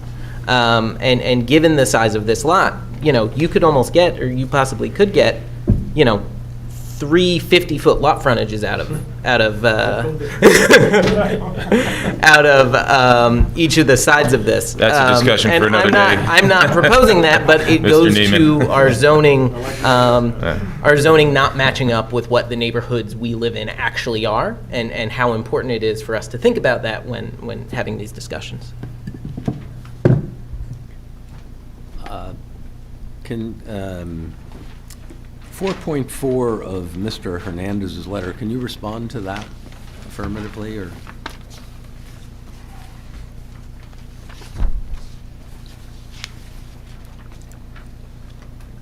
I can represent to that, Mr. Reed. Represent what? Mr. Macera, is your light on? Thank you. 4.4 of the subdivision comments, Yes. that there are no title restrictions, covenants, easements, et Easements, cetera, right. other than what is shown on the plan. I can represent to that. Okay. Okay, thank you. Any further questions from the board? No, Mayor? You said, oh, okay. Any questions from the audience? Okay.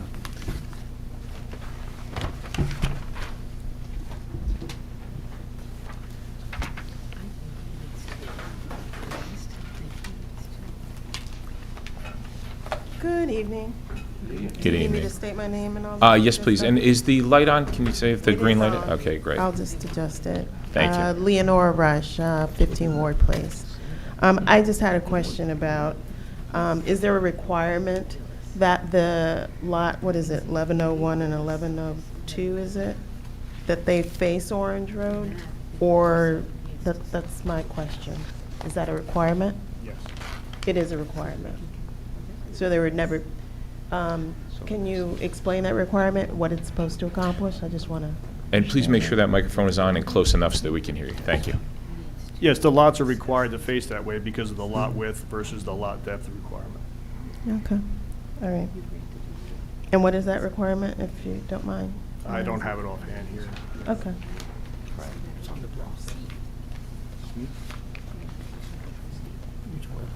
She's talking about which way the lot's facing. Okay, all right, that was my only question, thank you. Thank you. Chair, can you clarify the question? I didn't follow it. I'm sorry. The way the lots face? The way there's they two were front- facing, the way there's they were two front facing. yards, though, right? I believe so. Is that correct? There are two front yards? Yes. I lived on a corner Yes, lot once, it- too. It was two So- front yards, yeah. But when we say the house faces or the lot, what's the So- lot facing? Basically, the longer length is the depth. And so basically, Okay, that means that whatever side was longest becomes the depth. Got it. Therefore, the front becomes the shorter side. got it. Thank you. Okay. Any further questions from the audience? Okay, seeing none, we'll close comments. Mr. Massera, any further witnesses? I don't, Mr. Chairman. Okay. I think we'll do comments from the board. Does anyone want to start? Or,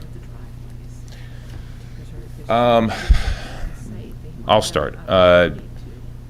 In looking at this, I want to make sure that if we do grant the waiver, that we are making sure that the lot is in conformity with the requirements that Tony had referenced. It seems that since there are no variances required, and that the homes can fit, I would like to know if anybody feels that an elevation would enhance our understanding better, or the understanding of the neighborhood better, if we Mr. Chair? see as a right what, yes. Sorry to Roberto. interrupt, but did we allow public opportunity to comment on the application, positively or negatively? Oh, I was going to give them an opportunity after we commented, but maybe, am I out of order on that? Does it usually go the public first and then us for the comments? Yes, you open to the public for. So I will take my comments back, withdrawn respectfully, and ask if the audience would like to comment on the application.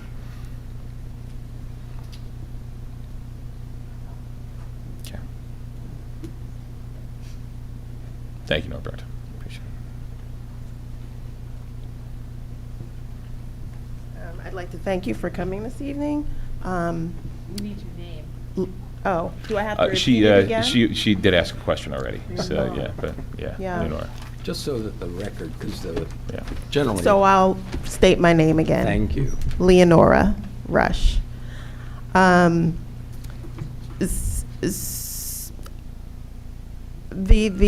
step that the applicant has gone in is in the right direction in terms of the force for single-family homes on the lot in question. What would have been, and I understand what this particular matter is supposed to address in terms of an approval for the subdivision. I understand that. I do think that there should be an adherence to the checklist, because it would be helpful to have that information submitted along with the request, the application itself. While it may not be required at this point in order to make this approval, it would be helpful to have an idea of what the houses would look like. And I'm sorry, I would mispronounce your name, but I'll just say Tony.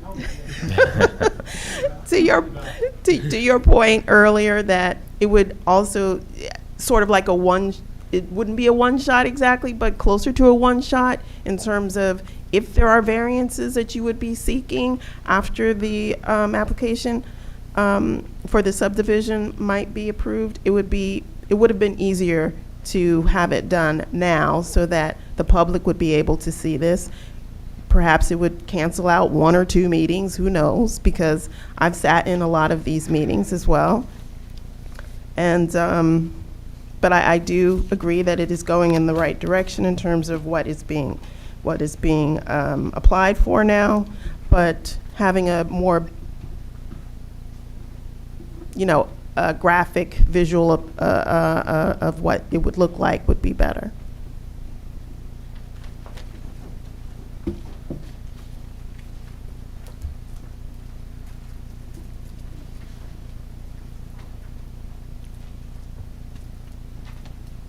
Okay, one more time. Janet Hubert, 5 Ward Place.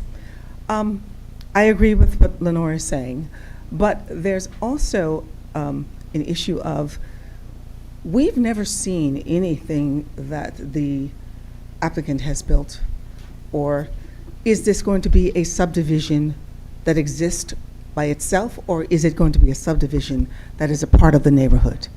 Right now, it's feeling like it's going to be you against us all over again. And you say a major subdivision, are they all going to look the same as they do on here, where this is just a template? But prior to that, you said there was no template. There were no plans submitted, and now there's this. This is what I saw, which I thought, okay, This is a design. This is something that says what the format's going to be. Are you building a subdivision within our neighborhood, or are you planning on being a part of our neighborhood? That's what I would like to know. According to what I see and what I'm feeling, is that you're not going to be a part of the neighborhood. You want to build something that, are they all going to look the same? Because there's a sale at Home Depot, sort of like what happened across the street. Seems like there was a sale at Home Depot and all the homes have got the same siding, the same color. All of the homes on our street are very unique and very different. They're all the different sizes. I live across the street in a ranch. My lot is 50 by 150. So we have a much different, setback in where you are. I just would like to know, are you going to comply with the neighborhood if they do give you waivers? But I don't feel that waivers should be given because we don't know what they're going to ask for. And then that binds you as the board to doing whatever they ask, which is what it has felt like, us against them. And Mr. Masura, I'm sorry if I pronounce your name wrong, is very combative, and we're not trying to be combative. I live across the street, and I invested, my time in my home, so we would like to see compliance, which you have done, but we'd also like to know what we're getting or what you intend to do. That's all I have to say.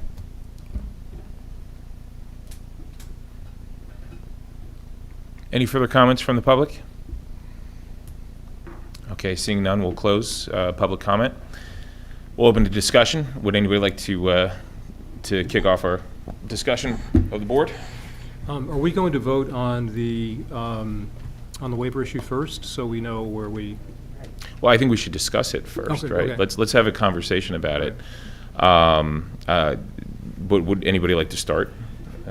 Well, I'll just reiterate. I think that having some look at. I mean, if this is approved tonight, then it's just building department approvals, right? You just go get your building permits and you build. So this is the only time the public really gets to take a look at what's going to happen there. So, I think that Chapter 301, 30125 requires a look at the neighborhood houses. But even if it doesn't, if I'm wrong, I think that we shouldn't waive that and just get a look. Not, also with respect to my comments about creating better yards. This is the time that we have to be able to help improve the plan in a way.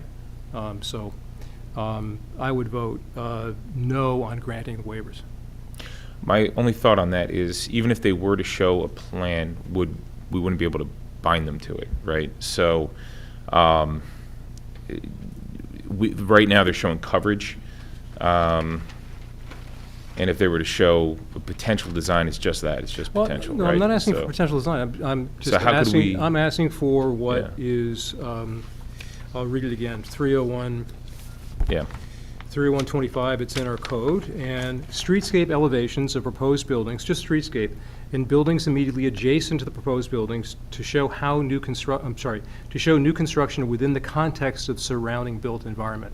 So what our requirements are looking for is, how does this fit in? Absolutely, and I respect that concern. But again, even if they were to show it, we couldn't bind them, right? So that's the only thing that is giving me pause with not granting the waiver, but I'd like other opinions as well. Does anybody else have another thought on that? So, I think under the section of the MLUL that both Mr. Masera and I read from, I think it's clear that the board can request additional information from the applicant. I'm not sure, and I don't believe, that the board can simply deny a subdivision application that is, as of right, predicated on the fact that the applicant has not yet provided the information that is requested by the board. So while I appreciate voting on whether or not to grant the waivers, I think the better way to approach it is to say, to request from the applicant the material, the information, whatever it is that the ordinance requires before making a decision on the overall application. I see. I would like to get the board's opinions, though, on making those plans a requirement. What do you think, Mr. Neiman? I think they're non-binding, and to your point, like, they wouldn't be bound to do them, so they could show us anything, and they could build exactly what they were going to build before. So I don't feel particularly compelled to require them. Anybody else have any thoughts on that? I tend to agree with my colleague over there, Jacob. I think the subdivision makes sense, and as far as I can tell, and as long as they're complying within appropriate building standards and regulations, which, you know, is my biggest concern, you know, down the road, which isn't even within my purview as a, you know, being able to vote on, you know, a site plan down the road, which is what, you know, in an ideal situation, I'd say, oh, well, we can approve this, you know, the subdivision, and then, oh, great, we can, you know, look at the plans later. Clearly, that's not going to happen, but going exclusively based on what the division of this property looks like with the approved setbacks, and, you know, understanding that there is no specific variance. I know we can debate the waiver versus variance issue, but versus the rounded edges, I'm inclined to, you know, vote yes on this. Yeah, I think ideally we would get a look at what they plan to do, but I just think it's, you know, an unfortunate. I don't think it's realistic. I don't think it's realistic legally either. And okay, Mayor, do you have? Yes, so I agree with what Attorney Neese said, and I agree with what was said here this evening. I think it's always extremely important to me how something fits into the neighborhood, and it's very difficult not having that information. That being said, I am so excited that for the first time in many, many, many years, we have single-family houses, and I'm excited about that. We've had people come before us, and everybody kept talking about, you know, two families and just more and more density. So this will fit into the R1 resident that it's in, and I am hoping that it will keep in mind the character. Without having, you know, anything to go by, I can just be hopeful and say that I am inclined to be excited if we have to vote about something tonight to say yes, just because there's single-family houses on here. But I do want it to fit in with the character of the neighborhood. And I think the public has made that clear that they want this to be part of the neighborhood. So I would trust that you all would take that under advisement when drafting these plans. But any other comments on? Just a question. Sure. Yeah. Or just Sure, Councilor. Tony, so your comment about the setback being reduced on Orange Road, that may improve lot size, the livability of the lot, that is something that then they could do later in front of the zoning board, correct? Yeah, if they felt it was necessary, then that would be a variance, and then it would be useful to show. After the It would be subdivision. necessary to show how the setbacks, if they were reduced, comply with this, you know, are in line with the other, you know, with the other setbacks that are on Orange Road. Is that right? Or? That can't happen here tonight. No, not tonight. You're saying can it later? Yeah, right. And then a question about the radii, right? That would be a requirement of any site plan that comes before us, or? Subdivision. I'm sorry? For subdivision applications, specifically on corner lots. So. That's where that. So do we, would we need to make a condition that is adhered to? Because it's a safety issue with the sightlines. Well, it is included in our letter, so I Yeah. think if the board just includes Your letter standard condition as a of condition. compliance with our letter, I think the applicant has already provided an exhibit Okay. showing the demonstrated compliance of that. They'd have to resubmit formally Yeah. a final plat to us to review before they finalize, but I think that's reasonable. Yeah, and Tony, I'm very sympathetic to your argument about wanting to see it. Again, because we can't bind them, I don't know that it's, that it should be necessary. That's my opinion.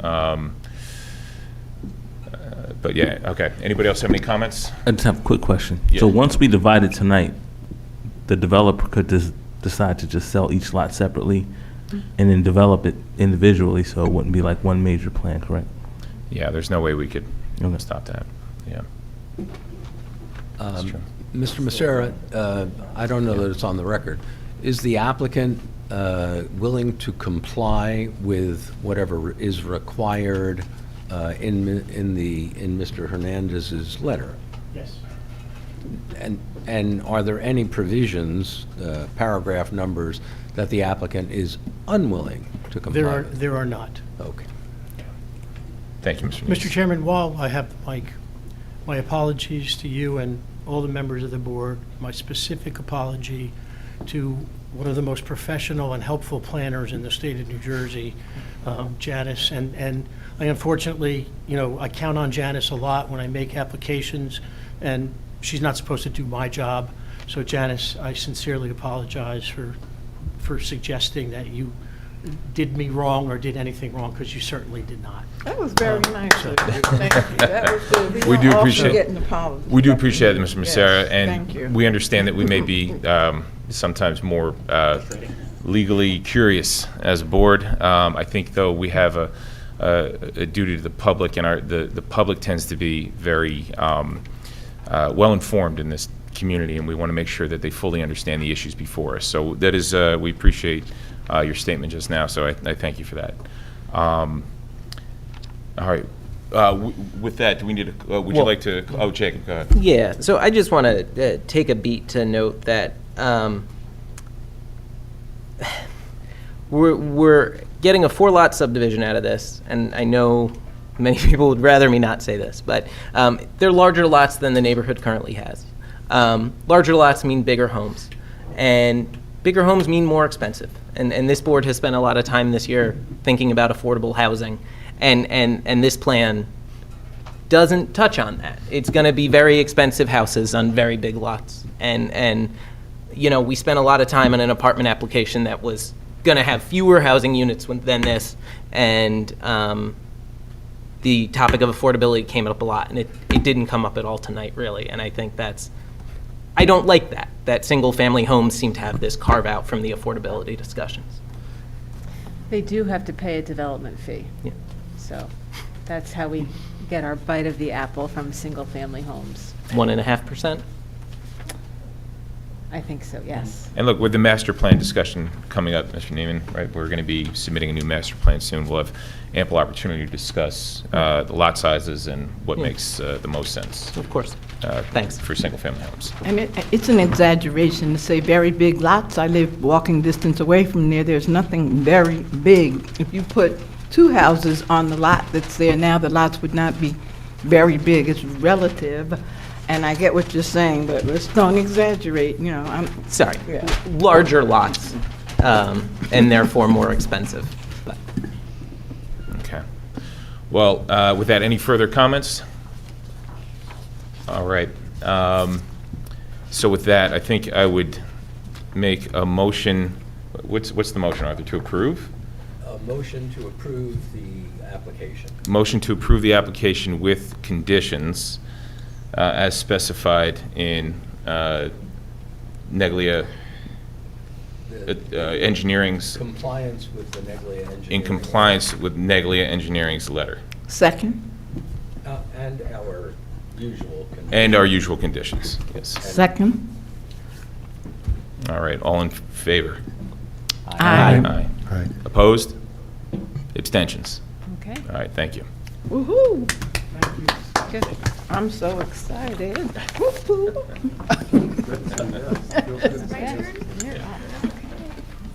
Mayor, no dancing on the dais.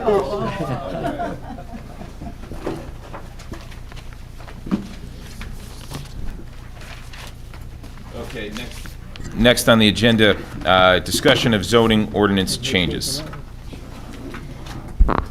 Yes, we have a presentation tonight. And I believe you have the memos from our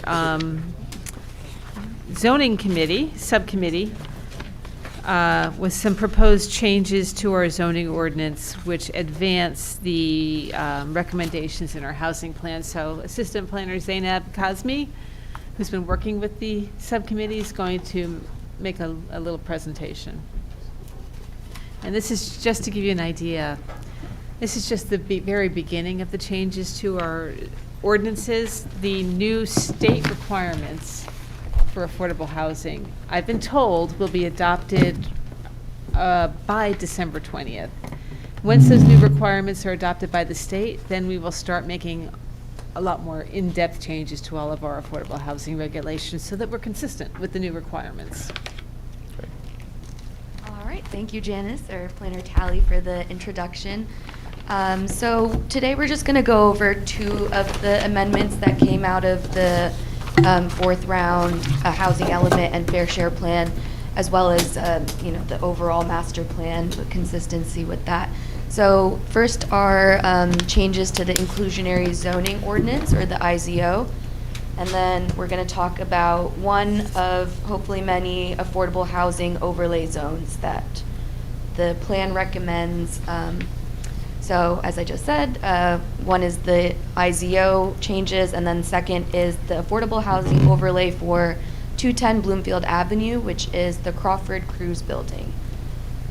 So we'll go over the IZO first. There's 6 main changes that we've implemented through this draft ordinance. First is to eliminate the 8 units per acre minimum density threshold. So this would expand the scope of the IZO. So currently it's only really applying to like R3 OR zones or development in one of the other zones that gets to that level of density. So this would remove that, ensuring that more projects deliver affordable housing. And so again, this would only apply to developments with 4 or 5 or more units. Yeah.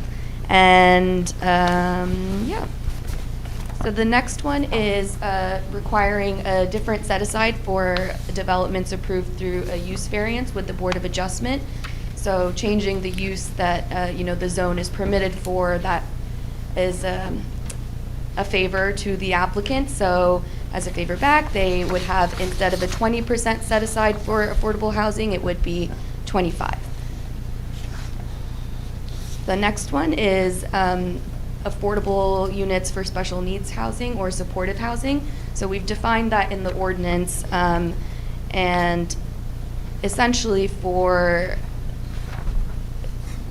15% of all of the newly created affordable housing units per development would be classified as supportive housing, and the township is maintaining a list that they would be pulled from separately. So this would really only go into effect for larger developments. I think for the without a use variance, I believe after 17 units, you would get 1 supportive unit.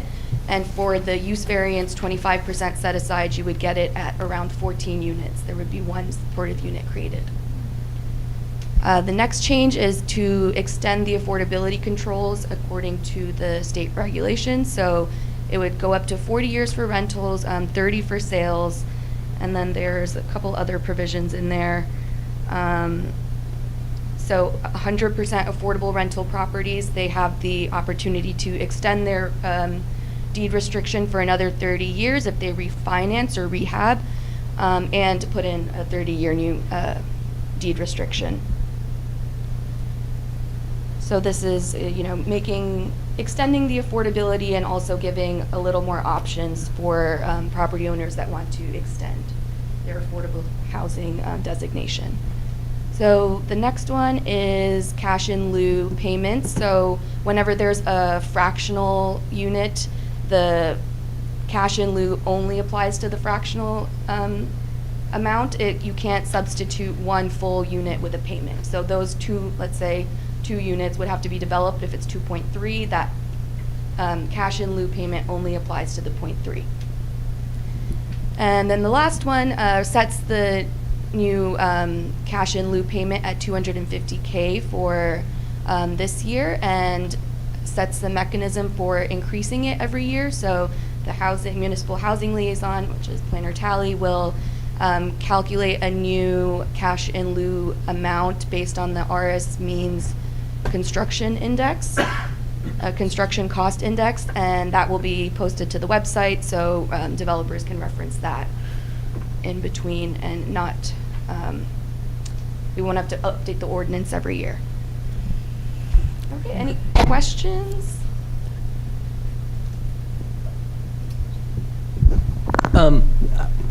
No, sorry, I answered my own question.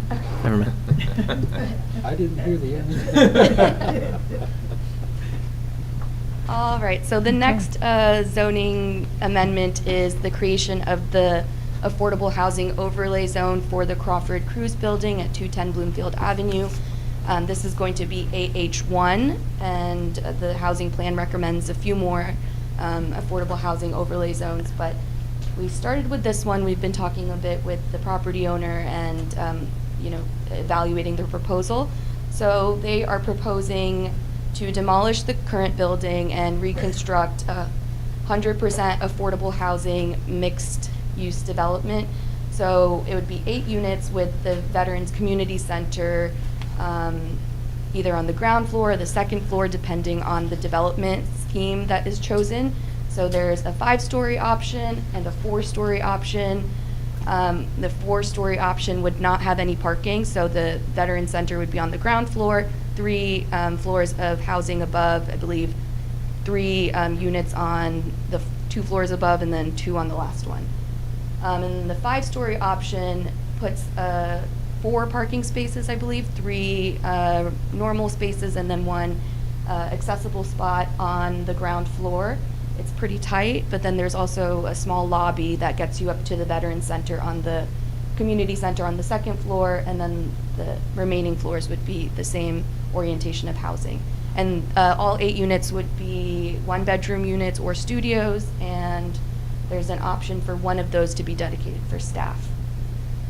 So this property is currently in the Elm, New, and Mission redevelopment area, which that was designated in 2007, changed, I believe, in 2008. Here's a picture of the building. You can kind of see it's a little bit out of context with the rest of the street. Here's an aerial. And here is the proposed development that I was just discussing, with the 4-story option and the 5-story option. And I believe we're kind of leaning towards the 4-story. Yeah, the zoning subcommittee discussed this and recommended that the 4-story option made sense without any on-site parking, because really, if it's veterans housing, there's not a strong need for on-site parking. And if you design it without the parking, you could get the center, the Veterans Hall on the first floor, and then 3 floors of housing above that. So that would be better pedestrian access for the community space, keep it more in context with the rest of the And you end up with a streetscape. 4-story building. Is there Yeah. parking nearby for veterans who may have a car? Is there So there's something, is there a street- garage nearby? There's street parking. The closest garage is 0.4 miles away, so not Not super close? convenient. Yeah. But I've- the only way to get the parking is to bring it up to 5 stories. And I recall in our discussion at the zoning subcommittee, the veterans, not that they have a preference, they'll do either way, but they originally came to us with only the 4-story structure and no parking, because they Right. don't foresee They a didn't- they significant didn't need request it. or desire for the parking. And it is close to public transit, correct? Yeah, as Bloomfield Ave. Did anyone No, no, suggest? but how close is it to the train station? I can't remember. It's very close. You can Yeah. walk to the Bay Street train Right, it's station right by there, Bay and they Street, have right? the parking deck there, That's right. walkable. Okay. Did anyone suggest that there's going to be an elevator in the building? No elevator in the building. Are you sure? Wow. I'm not sure. I don't think we had that level of Oh, details. yeah, possible elevator and stair cost increase, and we talked about that with the 5-story option, but yeah, we didn't get to Yeah. Yeah. that level of design with the proposal. Okay, so this affordable housing overlay zone would be consistent, obviously, with the housing plan that directly recommends it, but also with the master plan by expanding the supply of affordable housing, promoting equitable access to housing near transit services, and then also providing, supportive housing to people who might struggle to find So that. I think really part of the reason we want to create this overlay zone is to keep this before the planning board. We're crafting zone requirements that are tailored towards this use. The density is really high. It's higher than what's in the C1 zone. But that's because these are Yep. small units, there's no parking, and I think the density is, 100 units per? 103. 103 per units per acre. acre with 8 units. And we're getting 100% affordable housing on this site. So that has been our approach. And it's at the request of veterans. I mean, that's a compelling argument. Yeah, So, exactly, exactly. Right. So the overlay zoning standards would permit potentially 0 parking or a little bit parking. It's a little flexible. It would permit 100% building coverage and 100% impervious coverage with the requirement that it has to be 5 feet from adjacent structures. So it kind of, aligns with the existing conditions and then what they're aiming to do, maximizing the space, which is a good provision for 100% affordable housing and Right. supportive housing. Whether 4 stories or 5 stories, is there any indication about how many square feet each unit would be? Yeah. And what they would be? Because It it would is be- such a small, Right, it would be small. So they're all either studio or 1-bedroom units. I don't know exactly how large. We can do a breakdown on what's Did they give us, possible. they didn't give us, no, the plans that they gave us didn't very show much each of the concept plan, units. It was yeah. just a Conceptual. concept plan. Yeah, then they gave us a little more detail on the parking, but they didn't Yeah. get into the Right. upstairs. We had talked about, and I'm happy to see it's in here, 347-170, a possibility of a unit for staff. Right. It does say 1 unit may be reserved for staff if necessary. Would that mean that one of the 8 or an additional unit would be allowable? So a 9th unit for No, staff? one of the 8. Would that one of the 8 be conflicting with the necessity of them being only 100% deed-restricted affordable housing units? I don't think so. Okay. I think we obviously were anticipating that because this is supportive housing, Yeah. it's not unusual to have a staff member stay there. As long as it's going to Yeah. still count for what we want it to count for. Yeah. Yeah, okay, Yeah, great, thank okay. you. All right, so the property at 210 Bloomfield Ave is currently in the redevelopment area. I mentioned the Elm Street, New and Mission redevelopment area. It was adopted in 2007, but has not been advanced since. So the committee and the planning department recommends rescinding the redevelopment area designation and then reapplying conventional zoning standards. So that would be a council decision that, recommended by the planning board and the committee. So this is what it currently looks like. You can see here the thicker outline. Hopefully it's visible. This area, and then down here, these 2 parcels are currently the redevelopment area. And so we would recommend going back to sort of the general pattern that exists. So this would be the affordable housing zone right here. This is school property, and then this would be community C1, community-based Right. retail. And that way, I think our conversations for 10 Hartley Street, I know there was a lot of frustration with that redevelopment plan and all of the changes that we made to our zoning ordinance, which were not reflected in the redevelopment plan. So we can just put these properties in the appropriate zone district, unless you feel that there's a need to amend the redevelopment plan.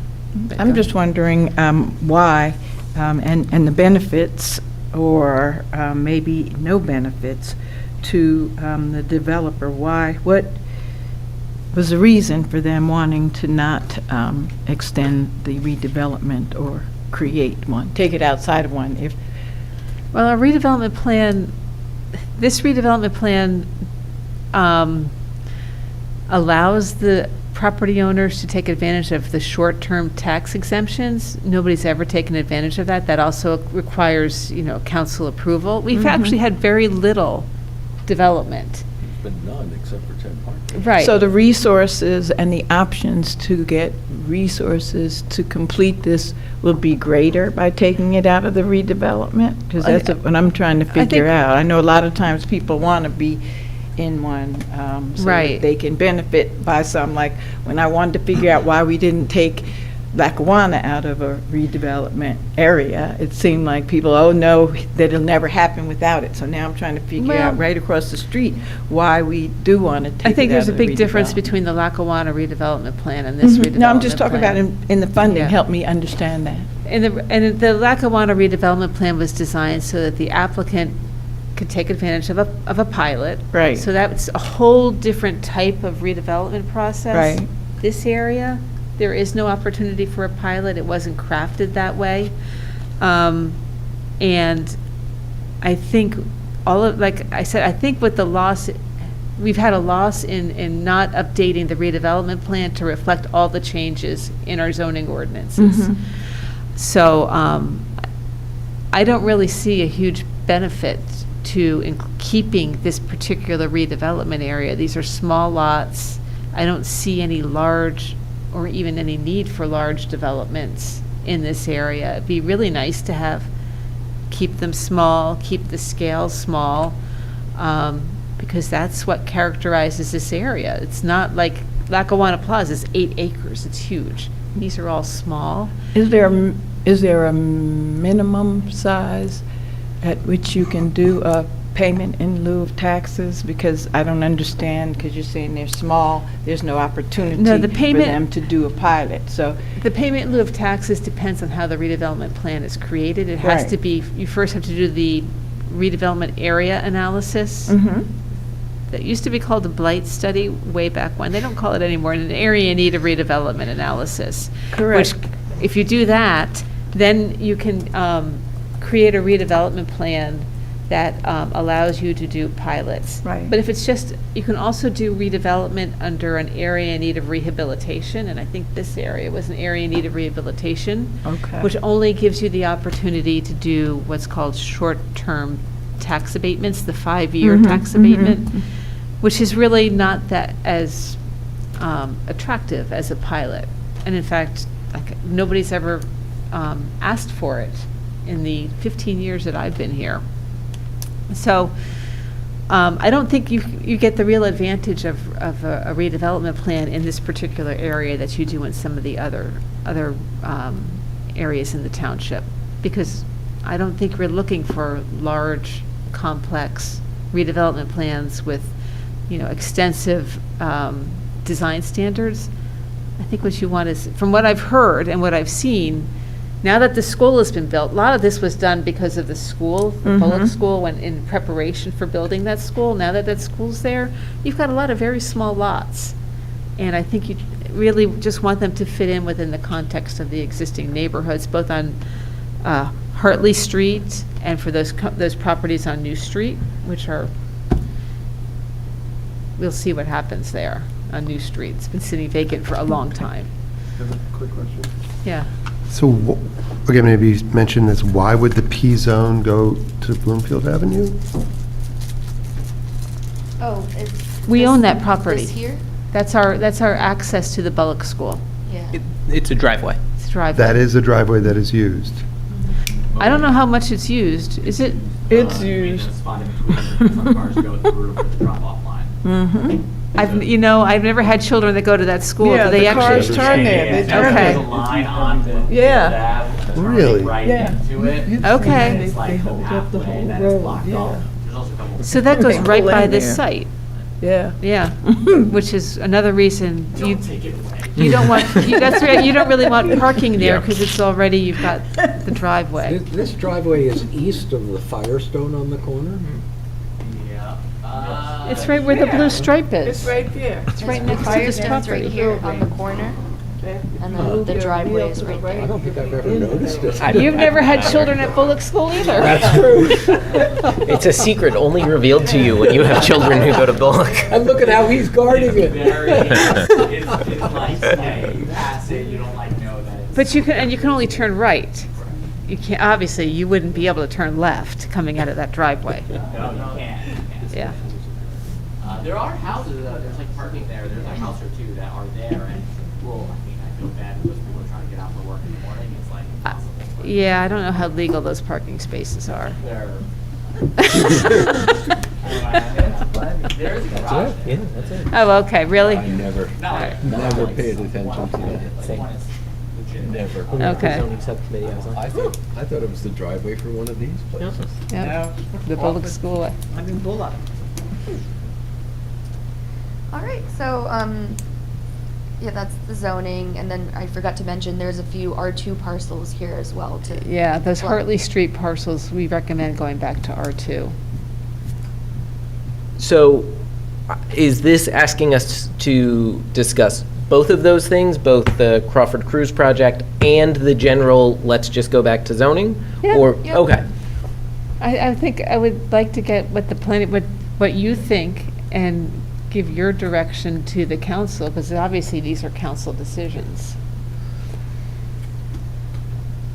So then I'll say, I like the cruise project. I think the 4 stories is a great option, keeps the building down. They haven't requested the parking really. They'll do it if they need to, but they see no need. Happy to listen to them on that one and take their lead. With regards to changing the zoning, I think I'm okay with it because clearly the redevelopment plan hasn't worked. But I also think the redevelopment plan wasn't an accident, and there was a goal, which seemed to be to get some improvements in the area to the building stock and that sort of thing. There's a few vacant lots, and if there's a way to help continue that process that the community felt was necessary, or if we have decided as a community we don't need that anymore, I think that's something we should be mindful of, right? The redevelopment plan didn't come out of nowhere. It clearly didn't work. So going back to the traditional zoning is fine by me, but keeping in mind that maybe there's something else that we should be considering or doing for that area. I wonder what would happen if we do go back to that original zoning. I mean, part of the problem with the last application on Hartley Street was on 10 Hartley was that there was no option to go to a 1 or 2 home, right? Which I think would have made a lot more sense on that lot. So I think giving people more option with an R2 just seems to make sense to me. So. Is the purple C6? It's this right here is C1. So, C1, that's Yeah. a 6-story. Oh, yes. No, I don't So know how the that's the plan- original, that's the zone that's up and down. Yep. Right, and I know the planning board wants to. No, Janice, you're, Oh, I'm Janice. sorry. Yeah. Our master plan calls for bringing that down to 4 stories. So. I don't know, we haven't tested this council with that proposition that that our master plan calls for 4 stories. And there's no opportunity for us in this discussion to bring it down to 4 stories, obviously, right? We could just recommend it. You can, you know what, this might be an opportunity for you to bring that recommendation to this council, because Well- it hasn't been, we have a whole Mayor, new Counselor, council. I would, I don't know where they sit on that, but. Yeah. on I that would, issue. I would only ask that you explain the issues to me like Yeah. I was a small child or a Labrador Retriever. Yeah. Right. Sorry, Tony, I didn't mean to cut you off there. No, Yeah.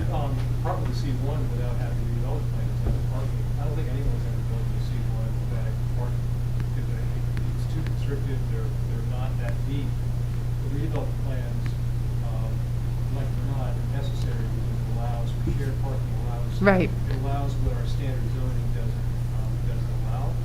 So, but I think that, given, back to this, plan, nothing happened for 20 years, it didn't fit the area, so I think going back to zoning is the right thing to do until, if there is going to be another overlay plan or a redevelopment plan, it'll be thought out better with, relative to what the reality Yeah. is now. If we're taking the opportunity to then suggest changes to council, bringing back the exemption in the C1 zone, and I think parts of the C3 for parking, for the parking minimums that was removed under the last council, would go to address the issue of development in the C1 as it relates to parking.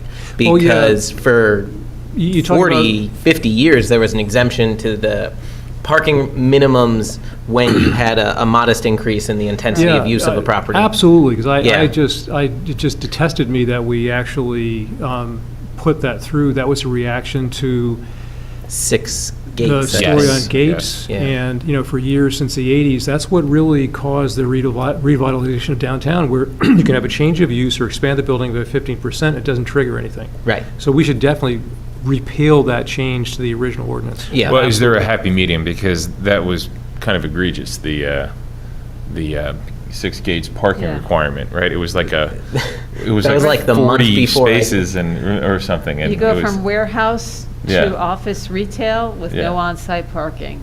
So if there's like a happy medium we can come up with, I Well, think it was just, But, okay, well, let me. you know what I mean? It seemed like. He's more of a parking guy for me, so let me go, or a no parking guy. Let me Yes. go. I'm the right amount of parking guy, but. So that is, first of all, with office, it's not,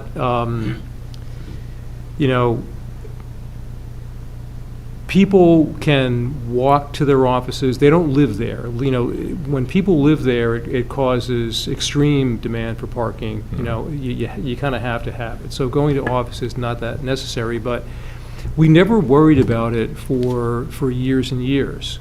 So restaurants have very high parking requirements compared to other spaces, and that's what has enlivened our downtown. So I would argue tooth and nail that we just need more stuff, more activity in the busiest part of town. And this, Balloonfield Avenue, sort of. Even the office parking requirement, you think wouldn't be too aggressive for the downtown? Because I think, was it 80 spaces? that Well, they were- let's say It was that, required 6, For which one? 6 gates? Is that what it was? Okay. Oh, I don't remember the number. Look It at was the massive enormous. It amount was of an parking that we enormous have amount at of parking, Lackawanna yeah. Plaza. You could Yeah. park all you want, and when a good portion of that gets developed for rental housing, those spaces would be vacant during the day, so people could pay for a little parking if they have an office there. I mean, there's different ways to park. The Midtown deck is very underutilized. I know the Midtown deck is apart from here, but the decks that we've built, I'm amazed at how much permit parking is in there for all-day, residents that park there. We took our parking lot that the people at the library used to use a lot for day parking and just converted that to permit parking, so you can't park at the library. So, and as a former member of the I don't parking think that was authority. a really good decision myself. What's that? Library patrons have no place to park. Yeah, and that used to be the library I lot, know. because we took away metered spaces. We have always excess park parking illegally. in the Wellmont deck there. So we've added massive amounts of parking in downtown. You just have to pay a few bucks for it. So I think if someone were an office user, people would figure it out. But if you're building an apartment building, I think that you have to be more careful. You need to provide some.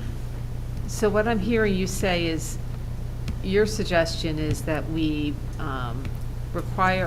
continue to require parking for residential development, perhaps at a lesser standard than what the state residential site improvement standards.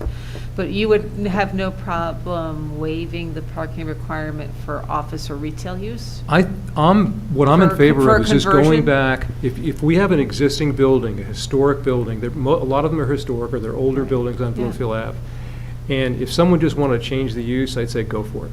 Even if it's to residential? Whatever, just Okay. change the use. Okay. Even if you expanded 50%. So basically with the way so- it was before? Like it was Yeah. before. Yeah. And I think Just that did very the town simple. well. Take the same language.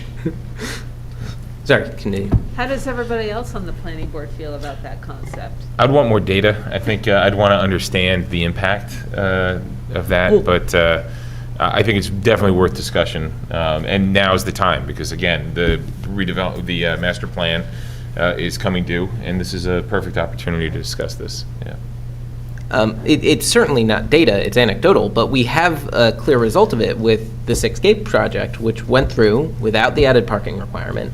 And I lived on Gates Ave for 4 years, and it was fine, right? Like, there was plenty of excess capacity, right? And there remains excess capacity in Montclair Center when it enough. comes to parking.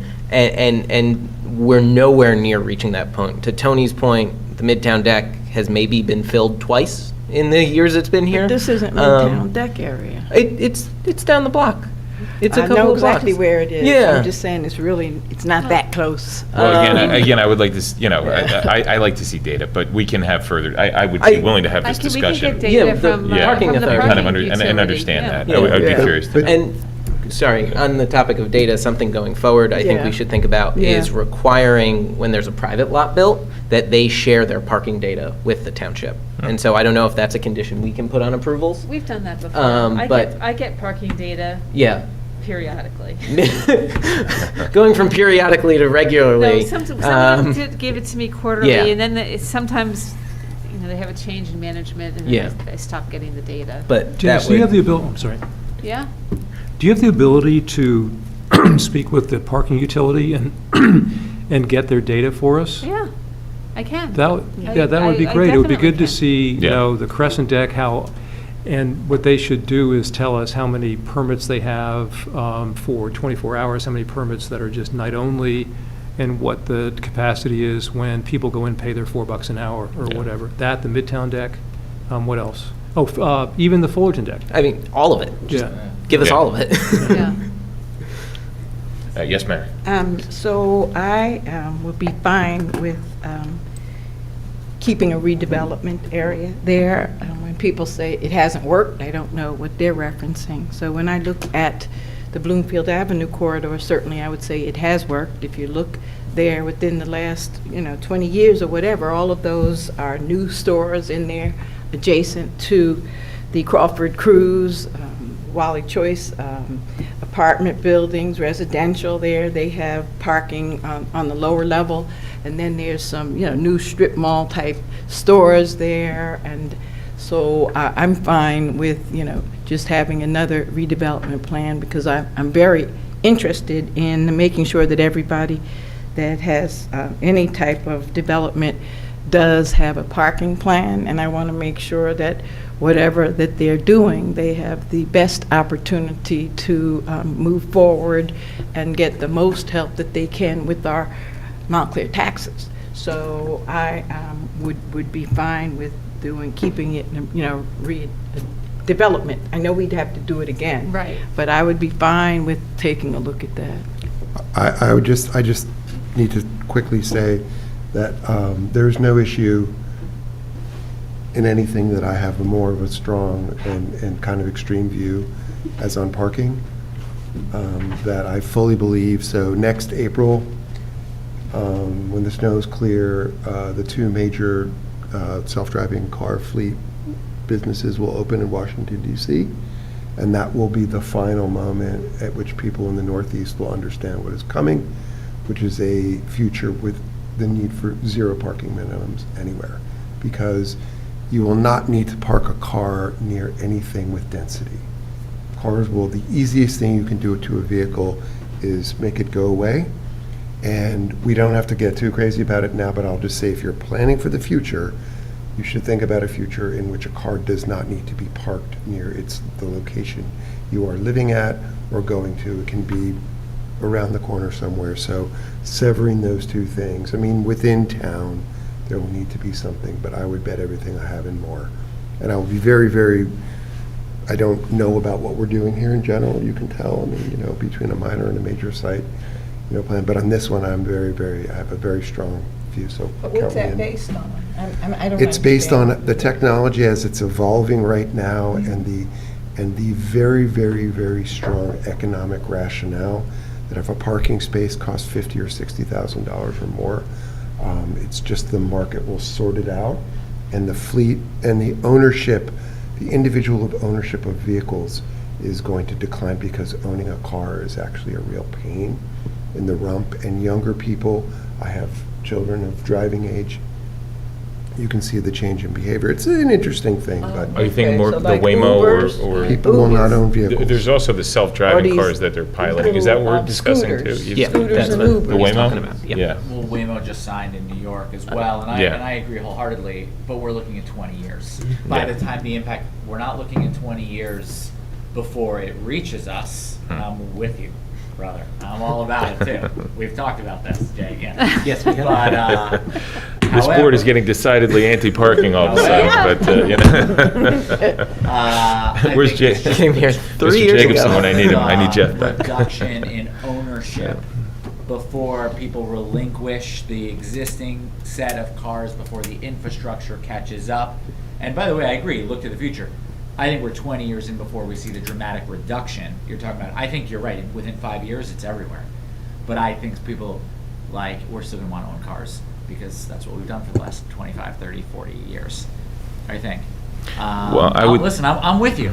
I'll be the first one to, you know. Well, I think everything should be on the table now because we're, again, we're in this period of reviewing the master plan. So we can have these discussions, and I think it should all be, as data-driven as possible. And I do think that there is merit in looking at the ordinance that, we passed, that Tony referenced. And perhaps it is worthy of repeal, but let's get some data and figure it out. So, yeah. Question for you, Mike. Do you think this, or everyone, do you think that should go to a subcommittee to look at and then come back, or should we debate it here with some data? Are we talking about parking or the recommendation? To bring back the change of use provision that used to exist along with the 15% expansion and not require. I think that should go back to the zoning subcommittee to work out those details, right? Okay. Okay. So we can. That'll be me and Tony. Yeah, that'll be you and Tony. Who else is on the subcommittee now? Uh-oh. And Bill Harrison. Yeah. Oh, yeah. There's a self-driving car committee. Oh, Carol too. Carol, Yeah. too. Oh, That's okay. right. Okay. Yeah. So I think the mission would be to look at just putting it back the way it was before, but then also look at some mitigating, to Mike's point, something to mitigate for resi parking. Yeah, maybe we just, we don't, maybe with some reasonable limitations on I it. mean, but this is that's already all, in yeah. our master plan, so we don't Yeah. have to amend the master plan. We're going back to what the master plan currently says. The only issue is that many of the downtown properties that took advantage of that really had no room for parking because they were park lot line to lot line. So they didn't really have any opportunity to provide parking. That's the one Well, that's bump in why the. that ordinance was created, that if you expand more than 15% of your floor area, then you have to Then you provide have to, parking. right, So, right. for the bigger projects, you're not exempt. It's Yeah. just for the little ones. The small, right, the small, which if I- someone wants to turn an Yeah. office into a coffee shop or vice versa, put some apartments above. Right. Yeah, and I think it's really important to take into account that giving people that flexibility helps keep downtown dynamic, helps keep small businesses being able to rent storefronts, right? Because if you wanted to change from like a small real estate office to a barber shop, right? If that's a more intense use, I'm not sure off the top of my head, like you would have to go to the planning board for a variance to start cutting hair. Like we don't want that. We want Oh, no, people of to be able course. to be able to start a business, and going to the planning board is incredibly expensive. We're not cheap. No, that's fair. That's a fair point. And at the same time, do you still want to consider the reduction in height from 6 stories to 4 stories? I or do. not? I do. Yeah. Okay. And we'll send that back to the zoning subcommittee for further review. And maybe we can craft a separate ordinance on that, okay? It probably is going to be moot because not much has been done anyway, even at 6, right? What 6-story building has been built that didn't use a redevelopment plan? There's Zero. always a possibility. So, There's always a possibility. Why would it be listed, denominated in stories also when ceiling height is going up? Why isn't it done in feet? is there a height in there too? It's Jan? both. It's Yeah, 6 both. stories and 65? 67 feet right Oh, now in our 67 ordinance. feet, And what yeah. I didn't quite hear what you said, Counselor. Did you say that the floor-to-ceiling heights are increasing in buildings? I know that there has been some drama over height, Yeah, over Yeah, I think because that. they are increasing. 67, right? So it's 67 right now. Yeah. I don't know if 67 is really enough for a 6-story building, so, If it's resi, it's okay, but office needs more height. Yeah. So, Right. resi you can do. It depends 9. on the use. Yeah. Like So a big part of that's- Lackawanna was the grocery store ceiling heights were Yeah. going to be huge, and so they could fit 6 stories, but it's 80 feet or Yeah. whatever it was. just because of the uses. Exactly. All right. But, okay. All right. Any other comments? All right. Committee reports. I think we just got it. Oh, there you go. All right. So then we're going on to payment of bills. Is there a motion to pay the bills? So moved. Second? Second. All in favor? Aye. Opposed? Abstentions? All right. So motion to adjourn. All in favor? Aye. All right. $3 up.